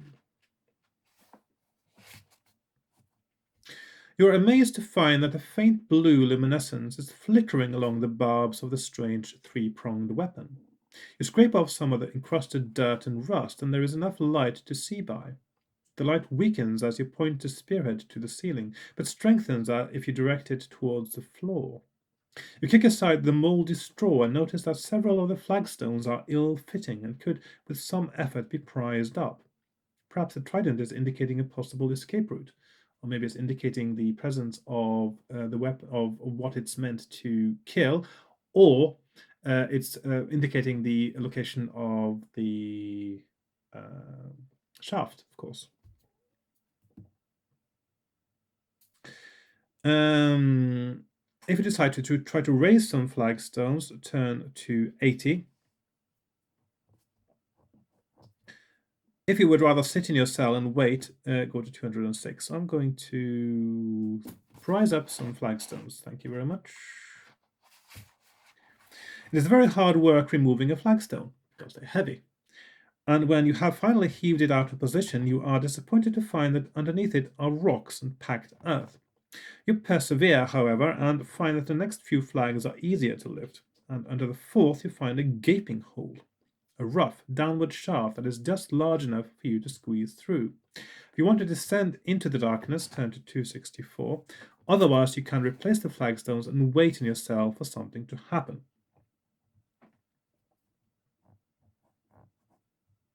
264. I'm not supposed. Am I supposed to wait? Yeah. Now I'm going to go through the hole now. 264. The shaft very soon begins to curve and widen, and before long you are able to turn round and crawl forwards, and then finally to stand upright. Excuse me.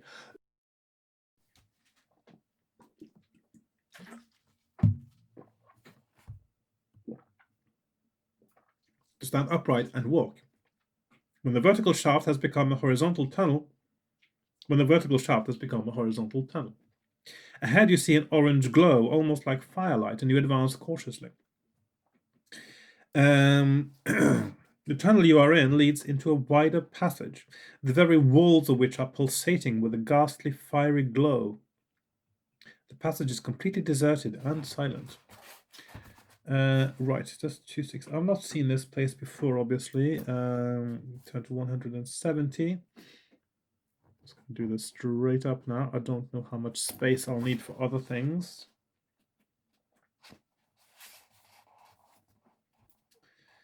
The glowing passage extends for only 20 paces or so in both directions from the point where your sight tunnel joins it. To the right, the passage ends at a large door made of sturdy beams and reinforced with iron bands. It has a metal panel with a keyhole and seems to be locked. To the left, there are two doors. One is small and wooden, while the other is massive and made of riveted plates of solid metal. The small door has a handle but no lock. The metal door has 3 huge keyholes and looks like a thief's nightmare. If you have a green globe, turn to 104. If you have a blue spearhead, turn to 207. Interesting options, very interesting options. So we have 104 globe or 207 spirit. Doesn't say if you have both.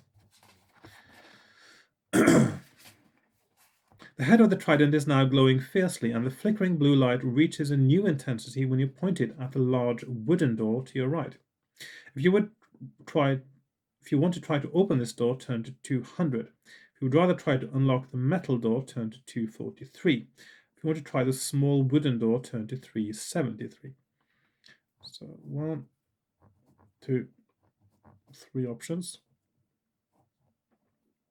200, 243, or 373. I'm going to try opening that door that is indicated to me by the trident. There is an iron ring set into the center of the door, but no amount of twisting it or pulling or pushing will make the door open. It is clearly locked, and you have nothing with which to try to pick the lock. Perhaps the trident head will help. If you want to insert one of the trident's points into the keyhole, turn to 147. If not, you will have to try one of the other doors. 243 and 373. Okay, so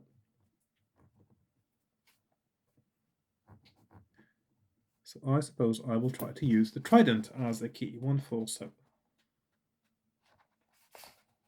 The truncated trident almost crackles with energy as you insert one of its points into the keyhole.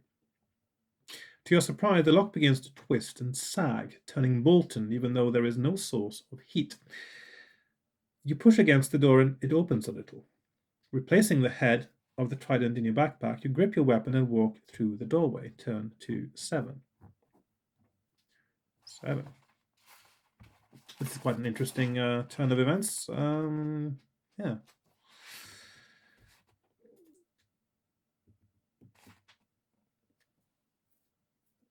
A flight of stone steps leads downwards just inside the doorway.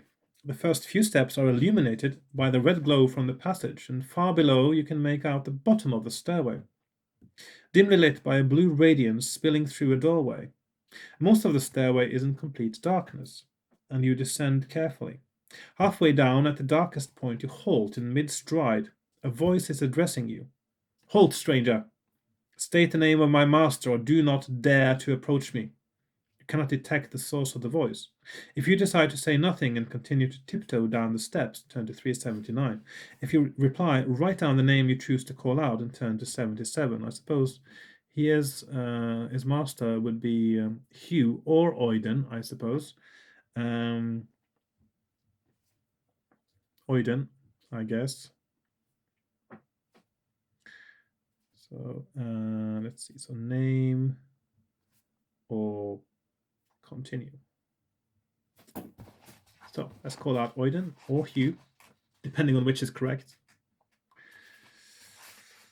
If the name you shouted was Oiden, turn to 356. If it was Chakas, turn to 258. If it was Tholder or any other name, turn to 379. So I went with Oiden. 379 is the same as what happens if you just keep walking down the stairs. So let's see. So we have, it probably can't be any good thing. 3, 5, 6, Oiden. 2, 5, 8, Chakas. So I'm going to go with Oiden because I think this is the priest. 3, 5, 6.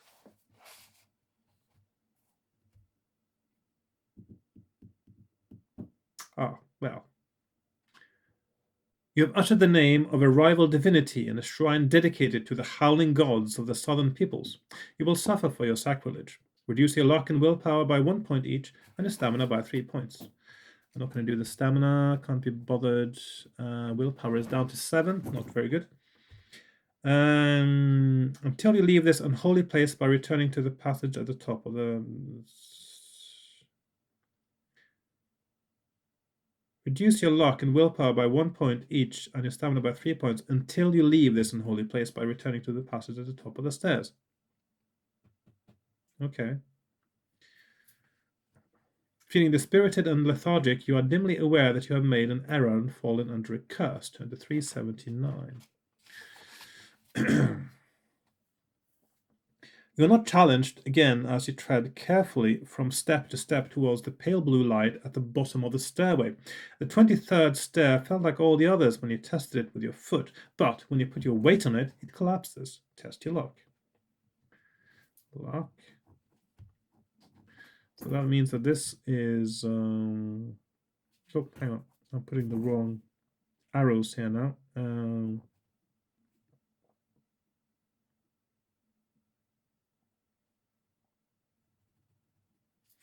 So it means that Zakath is the correct name for this particular place. So 142, lucky, 60, lucky. Test luck. Yep. So lucky goes down to 10. I am lucky and go to 142.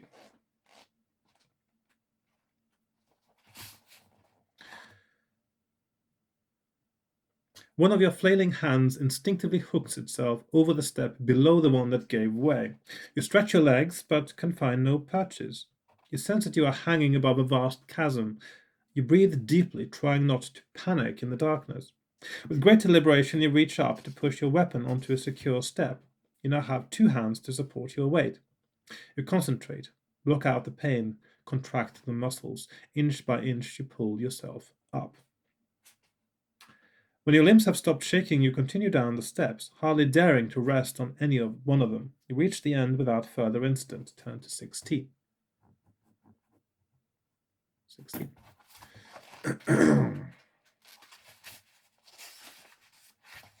At the foot of the staircase is an open doorway, through which you can see into a small chamber. The blue light that fills the room emanates from within an open-topped stone sarcophagus that lies in the middle of the floor. As you approach, you see that there is a skeleton in the open tomb. Across its ribs rests a length of blue metal, intricately wrought, with bulbous protuberances and strange engravings. That sounds like the shaft to the trident. It is from this that the pale light pulses. If you decide to snatch it from the coffin, turn to 52.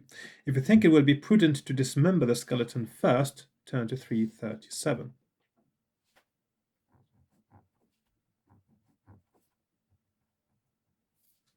337.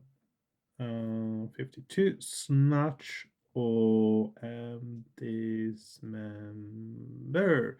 I'm going to just snatch it. More exciting.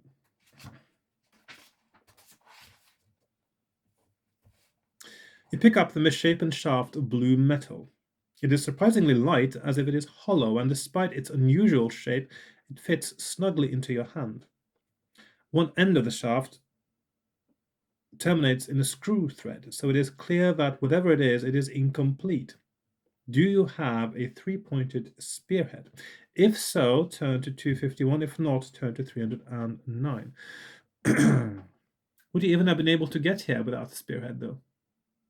Is there another route that gets you here? I don't know. Okay. So 251 spear or 309 not. So 251 is where I go.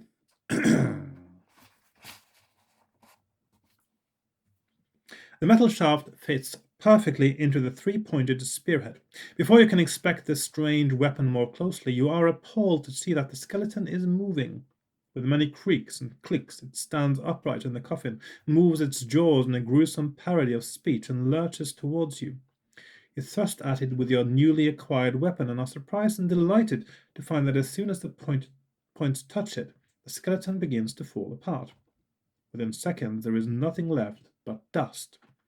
There are no further disturbances while you examine the remarkable weapon. Turn to 182. So now I just need the amulet of Loth. And I'm good to go. The weapon that is glowing in your hands is the Trident of Skarlos, forged with long-forgotten enchantments in the mountains far to the north.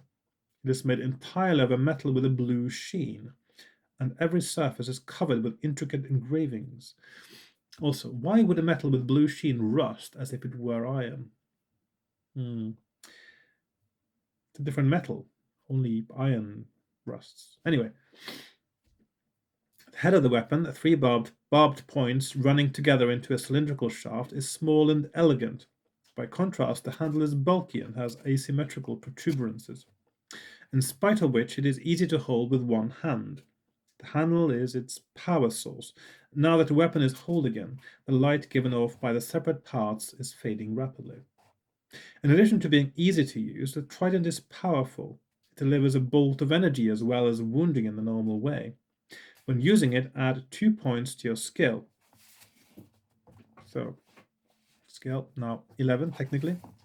Against human opponents, the trident will cause an extra 2 points of stamina loss when you wound with it, but it was designed for fighting sorcerers and undead creatures, and therefore against non-human opponents, it will cause an extra 4 points of stamina loss each time you wound. Its magic gives you strength and purpose. Restore up to 2 points of willpower if you are below your initial score. Lastly, restore 1 luck point for finding such an effective weapon. With renewed confidence, return to the red passage, turn to 240. What red passage? I don't know of anything about a red passage. So that's a continuity flaw there. Was there a red passage? I don't think I've been... Yeah.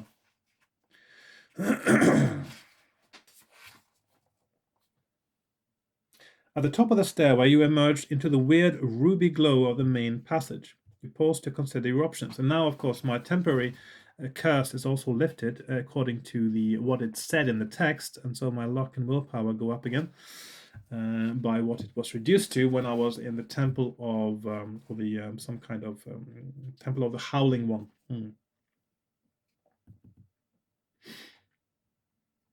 At the far end of the passage, there are 2 other doors. The massive metal one is secured with 3 locks. If you have not yet been through it and you have a set of 3 keys on an iron ring, you can use the keys to open the door.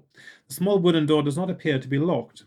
If you have not already done so, you can open this door and step inside. Okay, so this is me back here. So 373.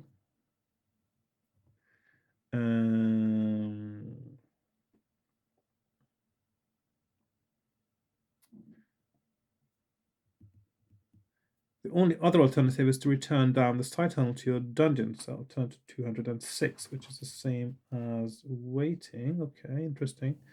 So obviously I need to wait before this the priest finds me, I suppose. That I'm going to open the wooden door.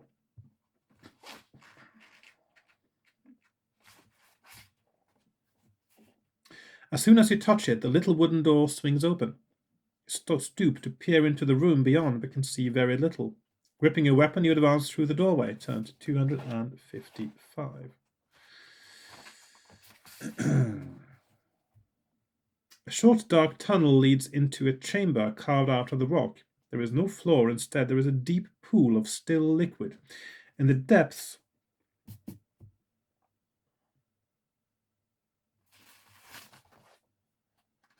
just double check I got the right page number. 24.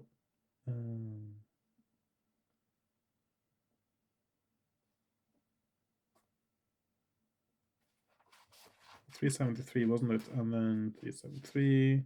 Yeah, 373,255. Okay. And just double checking so I get my map right. 255. Okay, so a short dark tunnel leads into a chamber carved out of the rock. There is no floor. Instead, there is a deep pool of still liquid, in the depths of which shines a pale luminescence which begins to rise to the surface while you watch. Around the perimeter of the pool is a narrow ledge, and hanging on hooks on the wall opposite you are two sets of keys on iron rings. And I know that I need one of those sets to open the other door. So stay where you are in await developments. Start to edge along the side of the pool or agitate the liquid with your hand. All fun choices. Right, so I've got three options. 287, wait. 10, edge. Or 305, agitate. So I'm going to edge along the side of the pool. As you creep along the narrow ledge, you watch the glowing blob rising through the liquid. It fills the cavern with weirdly rippling red light. It reaches the surface, assumes humanoid shape, and takes a little drink. And then erupts into a dripping, shining form. Hovering above the surface of the pool, the vitriol essence bares his vulpine fangs, flexes his vast claw-tipped hands, and hisses, "Who dares disturb my centuries of slumber?" Without waiting for a reply, he attacks. You must deduct 2 points of skill because of your precarious position. Okay, so it would have been better to fight him on the beach. Fight him on the beaches. He'll never surrender. Okay. Skill 8. So I've got still got a 1 skill point advantage, actually. He rolls 8. I roll 4. He hits me. I'm not going to bother so much. I'm just going to do 1. Okay, I roll 11. So I get... But the thing is, because of the trident, I now may do 6 points of damage to non-humanoid creatures. Oh, he manages to wound me. 351. Just to see what happens.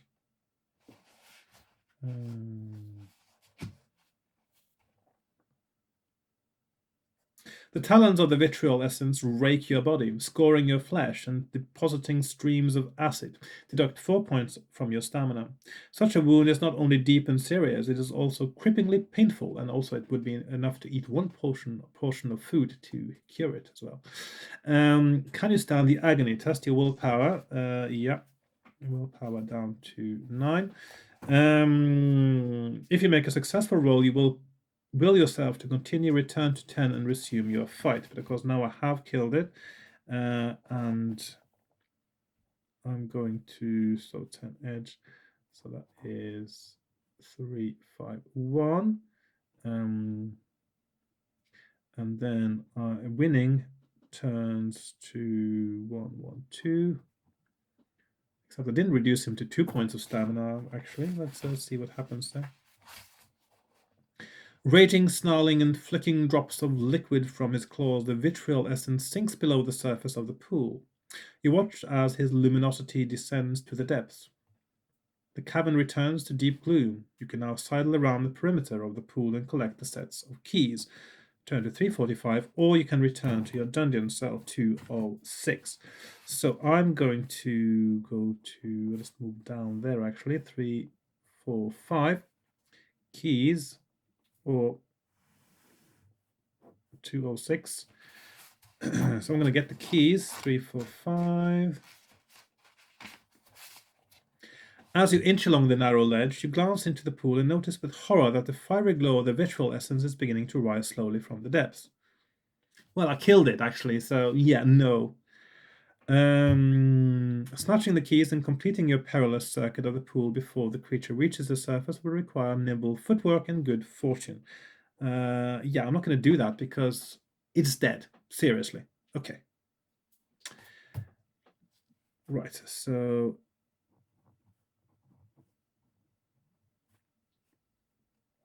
5 dice. If your total is less than your combined skill and luck, turn to 43. So 43 and 2, 2, 4. So that's skill plus luck test. Well, I could do it just for fun. So 9 plus 12, 21. And I roll 5 dice. So that's 5, 14, and 3, 17. So I'd actually made it successfully. Success and fail. I go to 43. Moving as quickly as you dare, you edge along the right-hand side of the pool. Keep your back to the wall and your eyes on the slowly rising glow. When you reach the corner, you have to spend some time turning around, and you shuffle along the back wall facing the uneven rock. Halfway along, you are obliged to waste more valuable seconds finding outcrops to cling to as you reach up to collect the keys. By the time you have returned to the entrance to the cavern, the vitriol essence is erupting out of the liquid. He stretches his grossly elongated arms towards you, but he cannot move beyond the pool, and you are out of his reach. He howls in fury as you leave. Turn to 273. So 273. Back in the rubescent passage, not a very common adjective then for something that is red or ruby colored. You inspect, or the glowing ruby, I suppose. You inspect the keys. It is obvious that the set of 3 heavy keys on a thick iron ring must fit the massive metal door near the cavern you have just left. The single key should therefore give access to the wooden door at the other end of the passage. You can use these keys to open either of the 2 doors, but you must choose to open a door that you have not already been through. If you unlock the metal door, turn to 190. If you unlock the wooden door at the other end of the passage, turn to 7. If you've already been through both doors, or do not want to go through either of them, you must return to your dungeon cell. That's a bit strange. How could you have been through those doors already? Interesting. So 7 and 119. Okay, so already been through 7. So clearly you didn't need the key for that one. Which leaves door 190, the metal door. So I'm going to do that door now and have a little look. 190.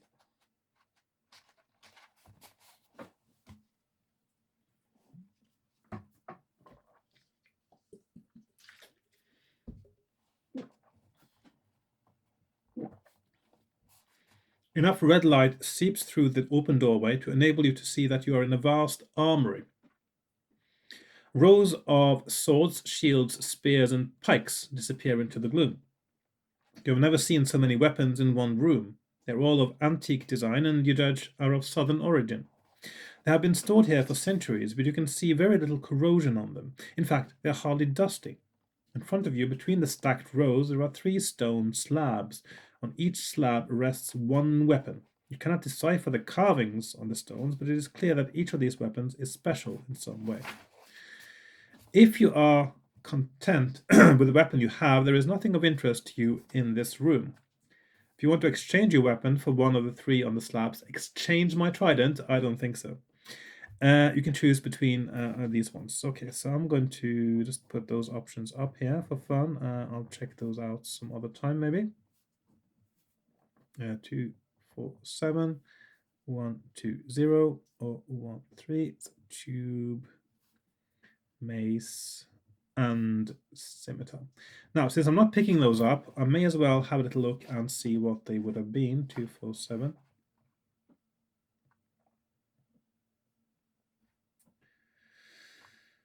So the scimitar is something that's trying to control your mind. Okay, so that's a bad one. 120. Full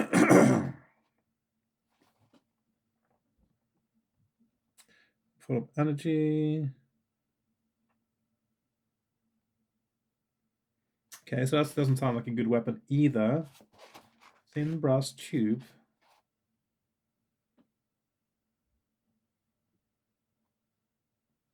Yeah, no, I'm not gonna do. I'm not gonna do any of those things.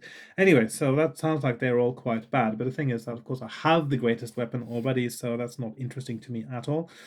So I want to go to 359. It's the next paragraph. You leave the armory, return to the redly glowing passage, and decide where to go next. At this end of the corridor is the smaller of the two wooden doors.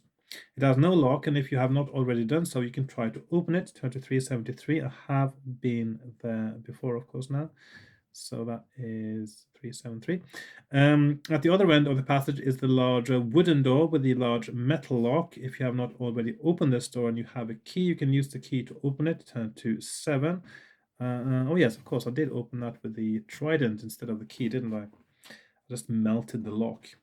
Otherwise, there seems to be no other choice but to return along the side tunnel to your dungeon cell. So this is where I've done everything apart from return to my dungeon cell, and all roads lead to returning to my dungeon cell right now. So I'm going to go there, 206. It seems as though several eternities pass as you shiver in the dank darkness of your cell. You sleep fitfully on the rotten straw and wake to find rodents gnawing at your toes. You feel hungry. If you have provisions, you have plenty of time to eat another meal. You begin to despair of anything ever happening, and then you hear light, hesitant footsteps approaching your door. A key grates in the lock. With infinite slowness, the door opens. And in the doorway, a human shape is silhouetted against the feeble light from the dungeon hallway's single cresset. The figure lifts its short sword and says, "Who are you? Will you attack? Say that you are one of Thalder's men wrongly imprisoned, or say that you are on a mission to cleanse Neubuk and its keep of their infestation of evil." Obviously, that is the correct answer. Okay, I'm going to put my options over here. So I'm going to put my 1, 2, 3 options there. So either 226 attack, no. 340 Thalder, no. On a mission, 85 mission. So I'm on a mission, obviously, to save the world, as usual. As your eyes become accustomed to the deep gloom, you see that your visitor is a slight young man in military clothing. He's clearly not a southerner, however, and your answer seems to interest him. "Shield your eyes," he warns, and pulls aside his tunic. A ray of brilliant white light bursts from something on his chest. It is not too dazzling if you avoid looking directly at it. The youth beckons you to follow him out of the cell. Turn to 29. So he might have the Talisman of Love in that case. Maybe that's what the brightness was. "My name is Cernic," the young woman stammers. "I am a priest of Oiden from his temple in Neubuk. I came here secretly to explore, but I found southern soldiers everywhere, and worse in the depths. I could not risk the Talisman of Love falling into the hands of Zakas, so I found a safe haven, this wretched dungeon, and have been praying for a warrior mightier than I to relieve me of the burden of carrying this responsibility. If you intend to destroy Zakas, this will be of help." He lifts the shining disc on the leather thong from about his neck and places it around yours. Well, this is where we get the talisman. So, with some misgivings, you conceal it beneath your tunic. The young man is very nervous and plainly anxious to escape now that he has given away the talisman. Will you let him go and then follow him through the open door out of this dungeon hallway? If so, turn to 376.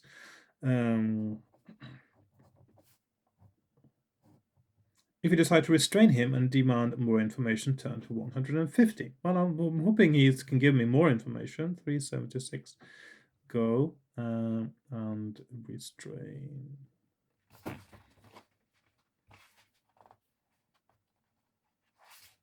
Cernic is close to panic, but answers your questions. "The Talisman of Loth is Oiden's gift," he explains. "It was both a curse and a blessing for Loth, a leader of our people before we became field plowers and town dwellers. His skill in battle was equalled by his pride and self-love, and he set up images of himself for worship. Oiden's talisman made him stronger yet in combat. Its light befuddles enemies, especially such hellspawn as infest this castle, but at the cost of Loth's favored pastime. Never look in a mirror while you wear the talisman. It will destroy you. The Margrave is under the spell of a wizard from Zagula who is restoring life to what remains of the sorcerer Zakas. The wizard wears red robes and inhabits guarded chambers at the end of the corridor below this dungeon. Zakas is alive now, but still sealed in the deeper levels of these tunnels. The only way to reach him is through the wizard's chambers.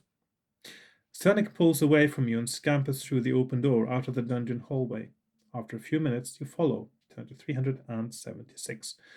Right, so obviously this is the correct path, again, clearly. Relatively linear at the moment, it feels like. So I'm going to go 376. A short corridor leads you to a landing lit by a single cresset. You lean over the balustrade and see the staircase wind steeply down from the corridor and disappear into darkness. From the landing, the corridor continues featurelessly and also disappears into gloom. If you decide to go down the stairs, turn to 300. If you would rather continue straight along the corridor, turn to 40. Now, is this where I have been before at some point? Just checking that and see that is not the right map.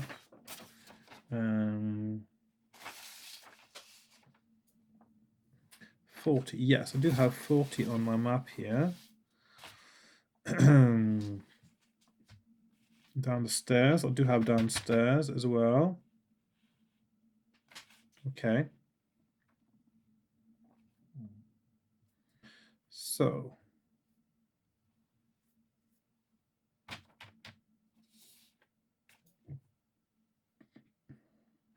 I'm just going to move that up here now. So 376. I'm going to move the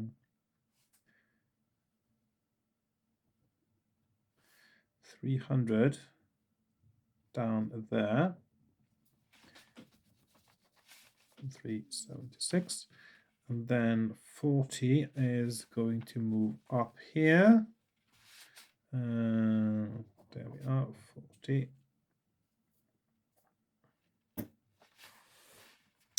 So, I know that his quarters are, well, it sounds like the next thing I should be doing is to find the wizard and kill him, and so I can go on from there. And he is below here, so which means I need to go downstairs, which means that I should be going down to 300. I'll try that. Saving my game, as usual. Your descent of, excuse me. Your descent of the stairway is long but uneventful. You emerge at the end of a wide corridor where several other dark flights of steps descend to the same point. Ahead of you, the corridor is a little less dim since it is illuminated by occasional cressets on stone walls. You walk along the corridor. It bends to the left, then straightens again. And you see that ahead of you it forks into two passages of similar sizes. You draw closer and peer along each one. This is where I died last time, of course. The left-hand passage is featureless, apart from the double doors that you can just make out at its far end. The doors appear to be open. Light is streaming out, and you think you can just see a table laden with colored objects, perhaps food. In the room beyond, yes. The right-hand passage is equally featureless and equally long. It too terminates in a pair of doors which are closed. Two robed warriors stand on guard. Will you slink down the left passage or the right one? So, last time I went down the left passage, died. Today I'm going to do the right passage, which is hopefully the right passage.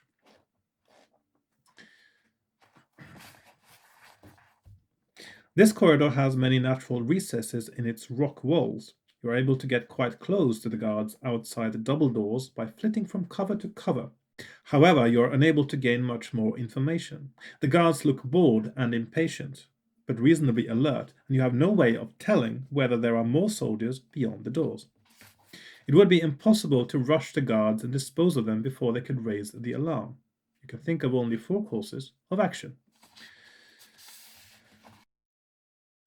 If you decide to emerge from hiding and charge 2 guardsmen, turn to 71. I was going to do this. Let's see, where am I now? 155. Okay, so 1, 2, 3, and 4. Okay. So 71, charge. If you want to march up to them, claim to be acting on instructions from the Margrave and order them to leave their post, turn to 346. 346. If you prefer to slip away back to the entrance to this corridor and await developments, turn to 293. So wait, trick. If you want to leave this corridor and instead explore the left-hand passage, turn to 252. Okay, so that's actually not a new option there. So maybe I should wait and see. 293.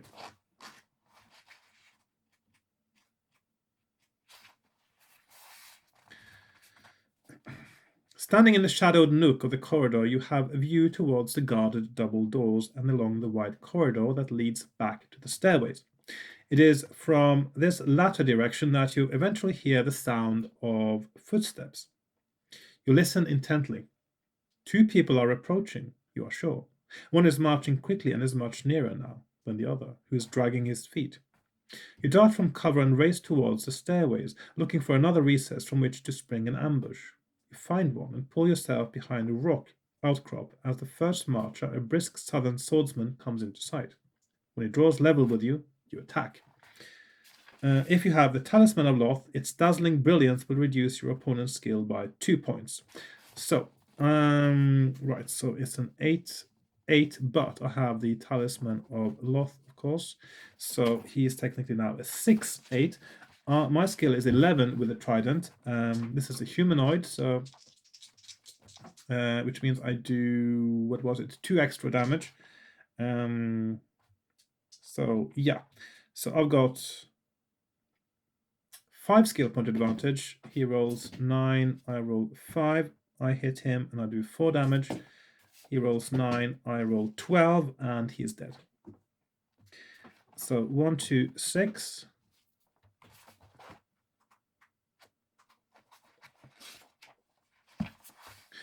You are standing over the corpse of the first swordsman when the second comes into sight, pauses, and then charges at you. Skill 11, stamina 6. So 11, 6. If you're using the Talisman of Love, the skill is reduced by 2 points again, so he is 9. So I've got a 2 skill point advantage. This is going to be a little bit trickier, maybe. So he rolls 11, I roll 9. I'm not going to bother with my stamina, actually. I haven't done it in ages. Actually, I'm just going to say that I win, because either I win or I don't win, and then I go back and do the same thing. So there you go. If you kill him, you can think of no better plan than to dress yourself in the flowing white robes of one of your slain adversaries. Well, they wouldn't be white anymore, they would be red, wouldn't they? Because of the blood. And then attempt to bluff your way past the guards in front of the closed double doors. That looks like a good plan. At the end of the right-hand branch of the corridor. Moments later, looking far more confident than you feel, you march towards the 2 guards. To your surprise, they leave their post as soon as they see you approaching. They pass you with the merest grunt of greeting, apparently in a hurry to return to their barracks, now that someone has turned up to relieve them. You are glad you had the forethought to conceal the carnage in the corridor. They disappear from view, leaving you in possession of the guard post outside the closed double doors. You have to choose whether you will knock on the doors or try to sneak through them secretly. So again, saving my game probably. So 3, 9, 1, knock, or 2, 1, 3, sneak. I'll try sneaking first, see what happens. You push one of the doors and it opens. You step cautiously into a small anteroom. It is sparsely furnished and there is a door on your right and another on your left. You think you can hear voices from beyond the right-hand door. Which door will you try to go through, the left or the right? So I'm going to go...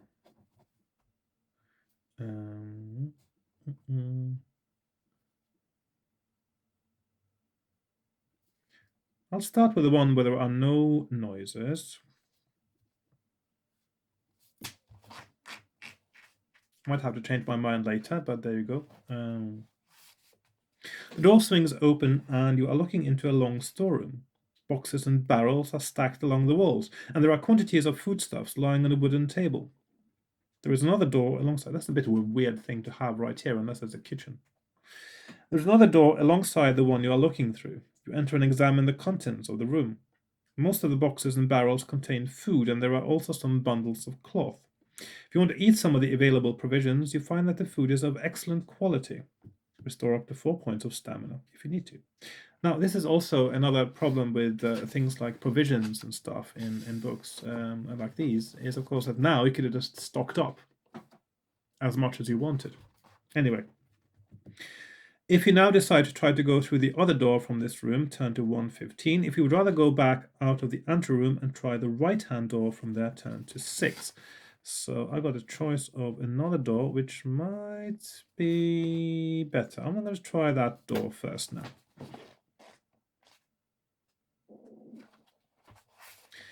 You have found the inner sanctum of the Zagulan wizard who has enchanted Baron Tholder and called up unspeakable horrors from the depths below Neubuk Keep. The wizard is standing at the far end of the large room, and the thrown-back cowl of the deep red robe reveals the features of a regally beautiful young woman. She is standing in front of a tall mirror, staring at her reflection as she manipulates a small black box. Don't look in the mirror! She turns to face you and speaks. You have found me, then. No matter. I'm Senyakhas of Zagula. I will escape from you now, and return to finish my work here at a more propitious time. Passing years mean little to me. Take care. Beware of my little pet. You suddenly realize that a massive cobweb spans the room. Squatting in it near the ceiling is a spider as large as a horse. You walk into the web in the hope that you can force your way through.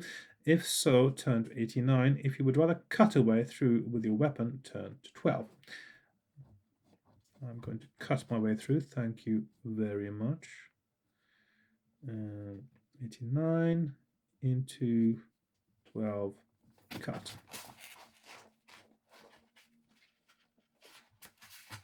You slice through the silvery filaments with ease, but the tattered strands writhe towards one another and knit together almost as fast as you can cut them. The monstrous spider is beginning to take an interest in your attempted destruction of her web. Excuse me.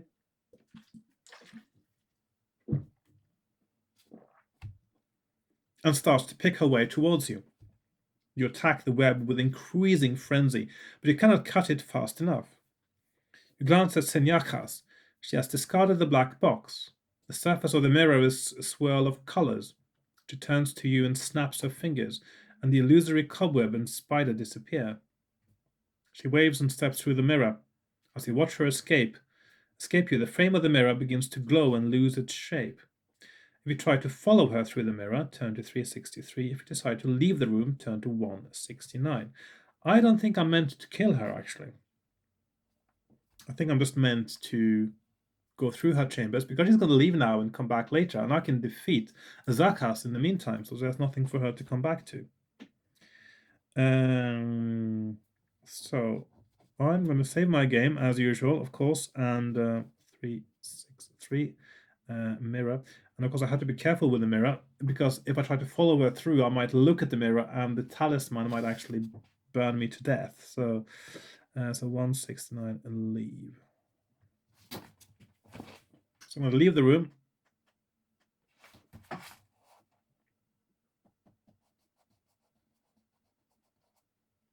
Okay, so that was the wrong choice. I'll just do that now. As you leave the room, the mirror frame turns white hot and explodes in molten blobs. Senyaka's magical portal has been destroyed, and you are still alive to assess the situation. You must confess that you have not been successful. The townspeople of Neubuk will thank you, certainly. You have freed their Margrave from foreign influence, and no doubt he will waste no time in expelling the southern soldiers. And now that the portal is destroyed, there is no route by which the appalling creations of the mad sorcerer Zakas can be released to plague the surface world. But you know that Senyakas is still alive and well, and possibly still able to reach the unknown depths beneath Neubuk Keep, where the evil, eons-old sorcerer grows stronger, more insane, and more determined on revenge. You have failed in your mission. You have merely postponed the day of reckoning for the people of Neubuk. So clearly, the only option is to go through the mirror. So I'm going to do that now.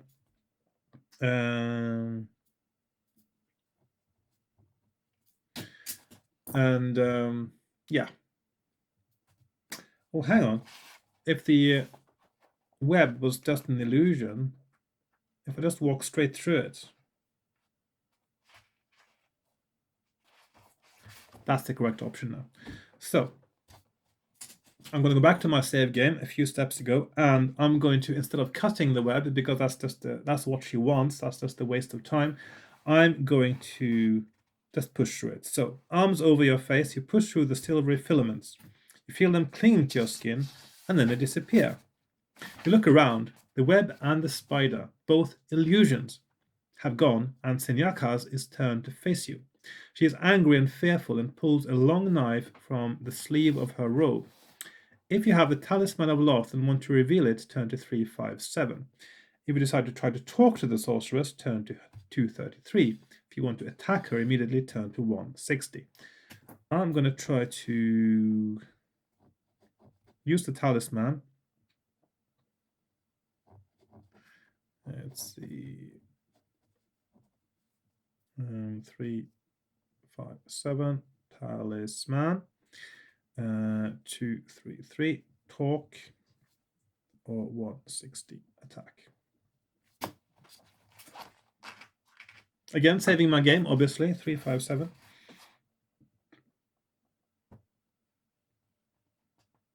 Oh, that doesn't work either because of the mirror, doesn't it? That's also another end. Okay, so you pull aside your tunic and reveal the Talisman of Love. Senyakas recoils from its dazzling brilliance, but then recovers slightly and, shielding her eyes, calls out to you to stop. Don't slay me yet, soldier, she continues. I recognize that shining trinket. Perhaps I know it better than you. It seems that no one has told you of its fatal flaw. So, yeah, there's a mirror in the room. It will kill me. So,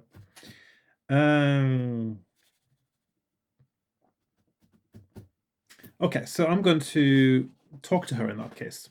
Yeah.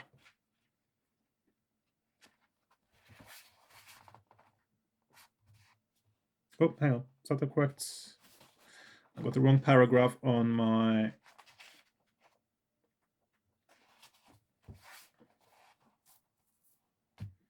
Hang on. 89. Oh, yeah, I'm looking at the wrong. I'm putting my map is now wrong because these options do not come from here. They come from here. 233. Okay, so I'm going to talk to her. I'm just going to push on now because I've gone so far. I can't be far away from the end now. Senyakas nervously fingers the ruby pendant at her throat while you question her. She seems to be ignorant of events within Neubuk Keep. In fact, she is clearly just a very frightened young woman. Huh? And yet, through her fear, you manage to detect her sympathy and consideration. She's really a very nice person. She makes shy but friendly comments like, that weapon must be awfully heavy. And you look worn out. You are obviously very tired. What's going on here? Okay. You're completely off your guard when she plunges her knife into your shoulder. Deduct 2 points of stamina. Her subtle suggestions have worked too. You feel exhausted and scarcely capable of fighting. Reduce the skill by 4 points. Okay, so she's tricking you. Okay. And then you go to fight her. So the only correct choice here is really just to go and, yeah, just kill her. No faffing. -4 stamina. Okay, so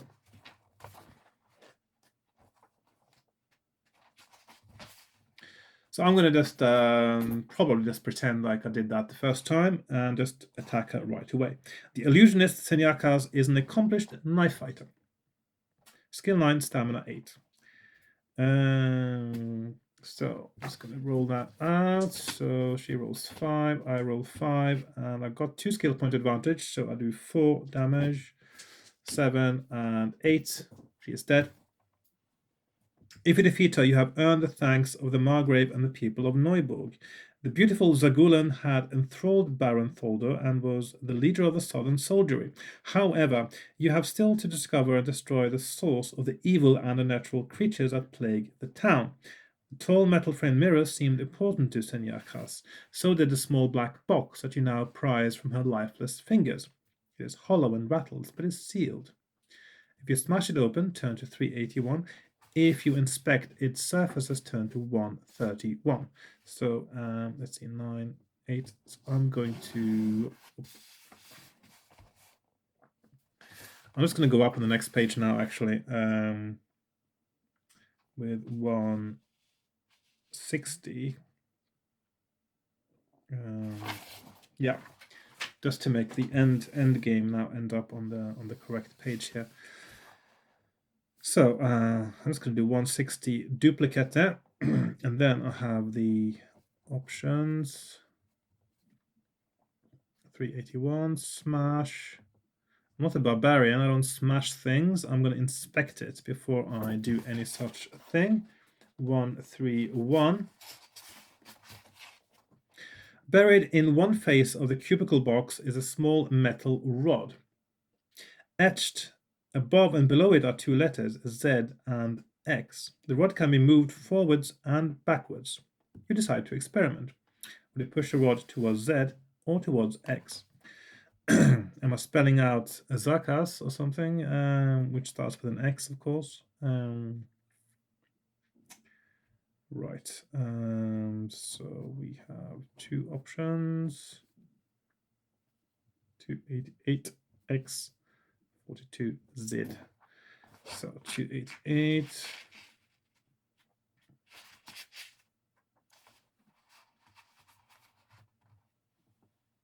You move the rod towards X and watch the mirror. Cloudy shapes form in the glass, and within seconds the mirror's frame contains a swirling mass of colors. You walk up to it, take a deep breath, and step into the rainbow maelstrom. Turn to 335. Okay, that seems like the right thing to do. You step out of a mirror, set into a wall of an empty room. The swirling colors behind you are the only source of light. And as the room is large, you can barely make out the only exit, an open doorway in the opposite wall. When the mirror's surface returns to normal, you are left in complete darkness, and you gain the impression that this stone-walled chamber must be deep underground. Straining your eyes, you see that the open doorway is now visible, touched by a pale luminescence, and then through it moves the source of the light.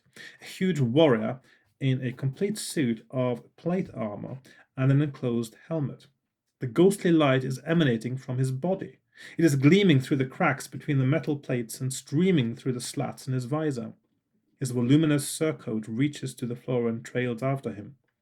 He addresses you in a flat, dull voice. I am Scarlos. Be gone or die. If you have the Talisman of Love and want to reveal it, turn to 27. Otherwise, turn to 91.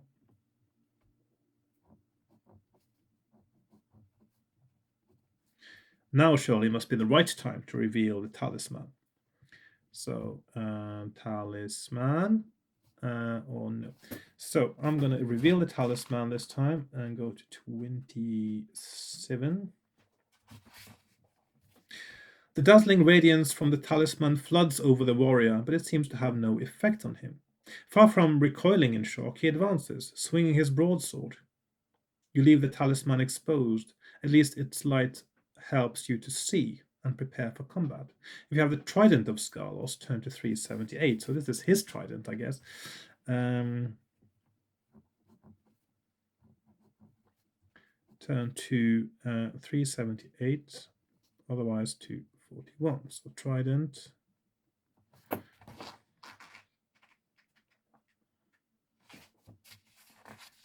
As the bearer of the Trident of Scarlos, you know a little about the legendary hero, and you do think that your bulky opponent resembles him. The real Scarlos would in any case recognize his own weapon, would he not? The Trident, meanwhile, is pulsing with energy and is thrusting forward of its own accord, apparently keen to get to grips with the strange warrior. If If you decide to evade the warrior's advance and taunt him in the hope of obtaining more information, turn to 180. Otherwise, you fight. So I'll try taunting him. Otherwise, fight. So fight, taunt. So your mother was a hamster and your father smelled of elderberries. Probably doesn't work, but I'm going to see what comes up here. Prancing around the slow-moving warrior, evading his broadsword and waving the crackling trident above your head, you attempt to goad the luminous warrior into incautious speech. He says nothing but, "Be gone or die," and continues to slide towards you. You have just yelled, "What's this then? If you're Scarlos, how is it I have your trident?" When the warrior shudders and halts, and another voice, shrill and eerie, cuts through the darkness. "My poor little joke, Scarlos, will be no match for you, it seems. Come through into my workroom. Zakaz welcome spirited new slaves." If you want to peer through the doorway, turn to 279. 279. If you decide to pause to inspect the motionless warrior, turn to 107. And I'll inspect him and see if there's anything interesting about him.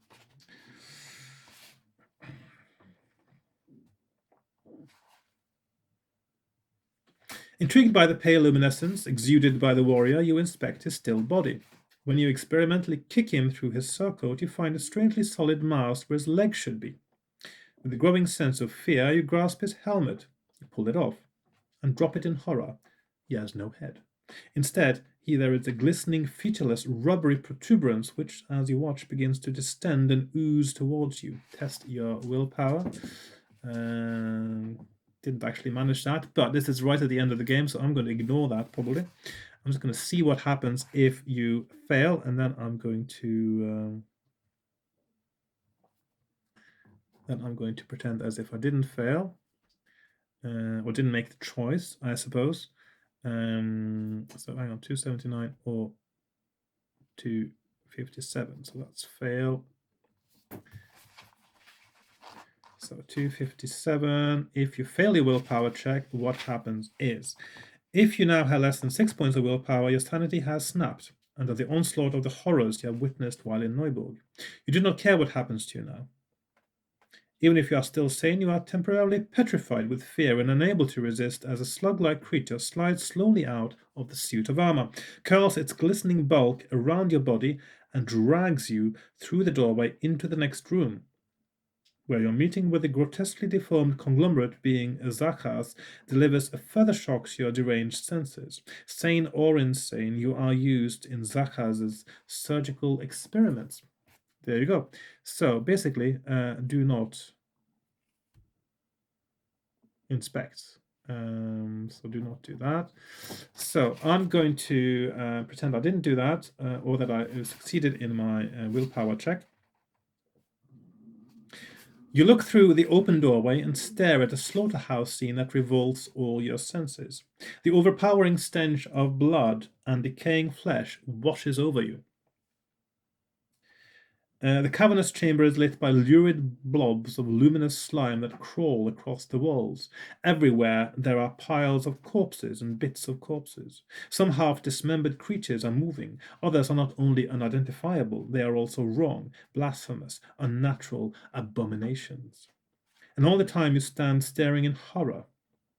A shrill, tittering voice taunts you. You try to force yourself to listen and to discover the source of the infuriating voice. Turn to 389.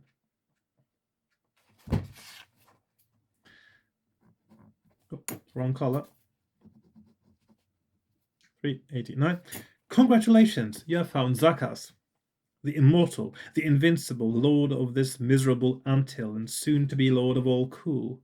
Do you like my little workroom? Come in, you look like a healthy specimen, and I can always use an extra pair of hands. Yeah. So this is him now, Zakaz.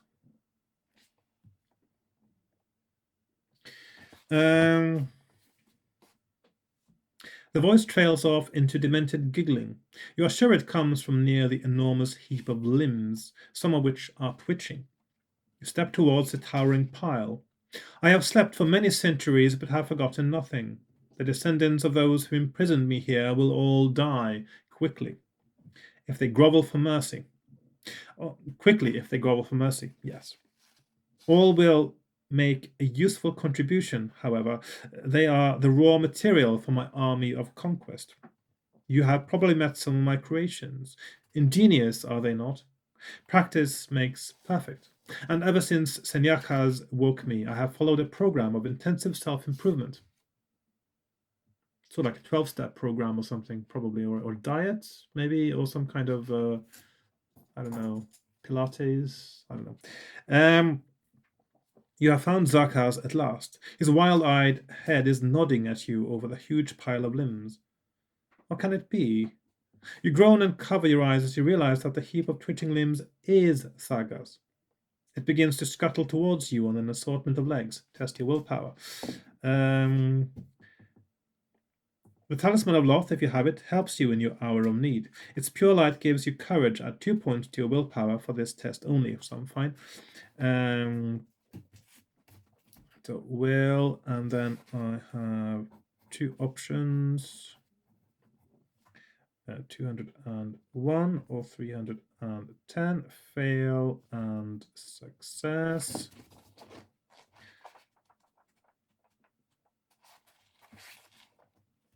You bump into tables and trip over unidentifiable bloody fragments, some of which clutch at you as you pass, but you can move faster than Zakaz's mountainous body of wriggling limbs.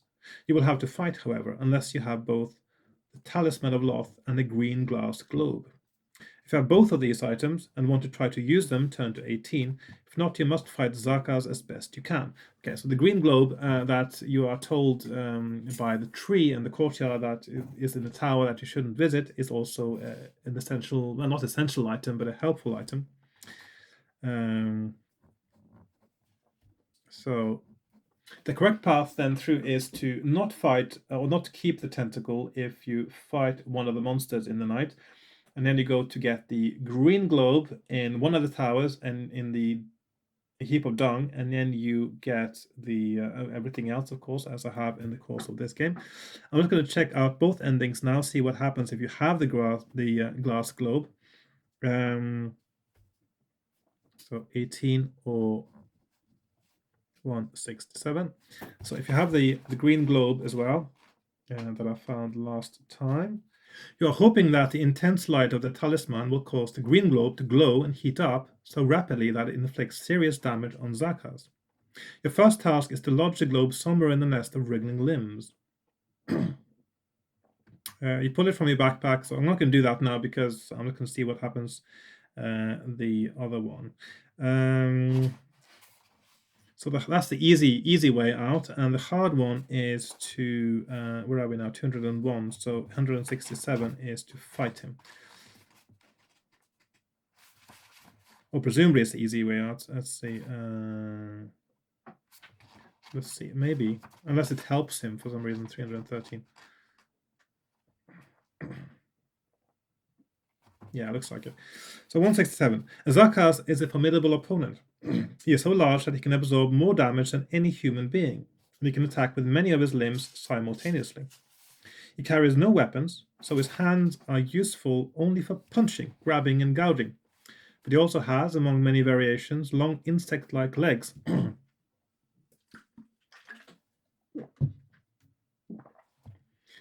With razor-sharp edges and trunk-like tentacles terminating in fang-filled mouths.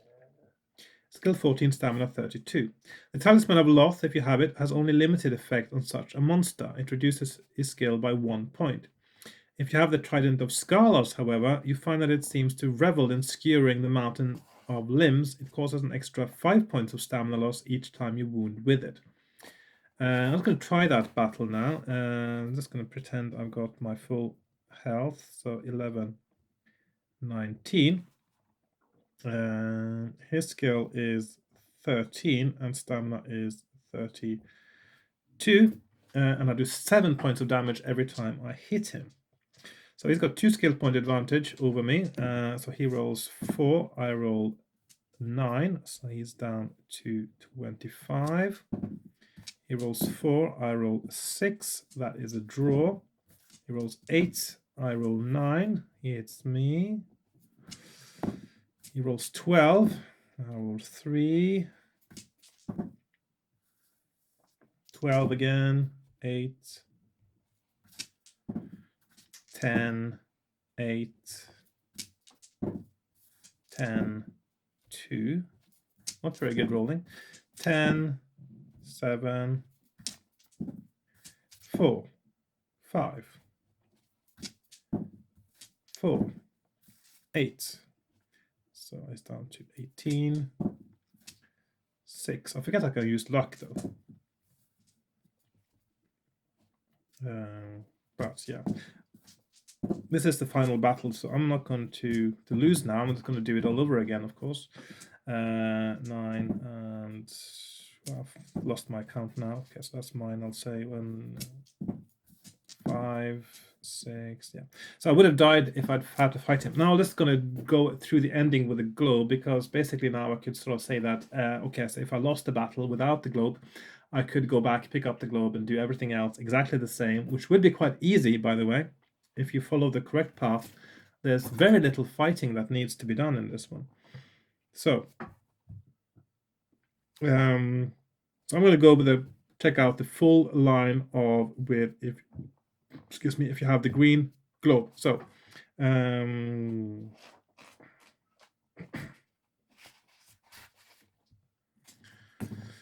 so the way the globe works, first you have to roll 2 dice and skill test, yeah. So, and that brings us to, let's see, so that's success, fail, 3, 1, 3, or no, 1, 3, 4, 3, 4, or 3, 1, 3. So fail and success.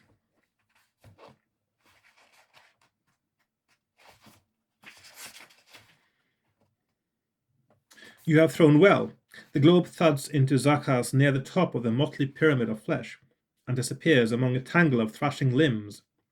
Almost immediately it explodes. An ear-numbing crash signals the end of Zakaz. Turn to 271. Okay. 271.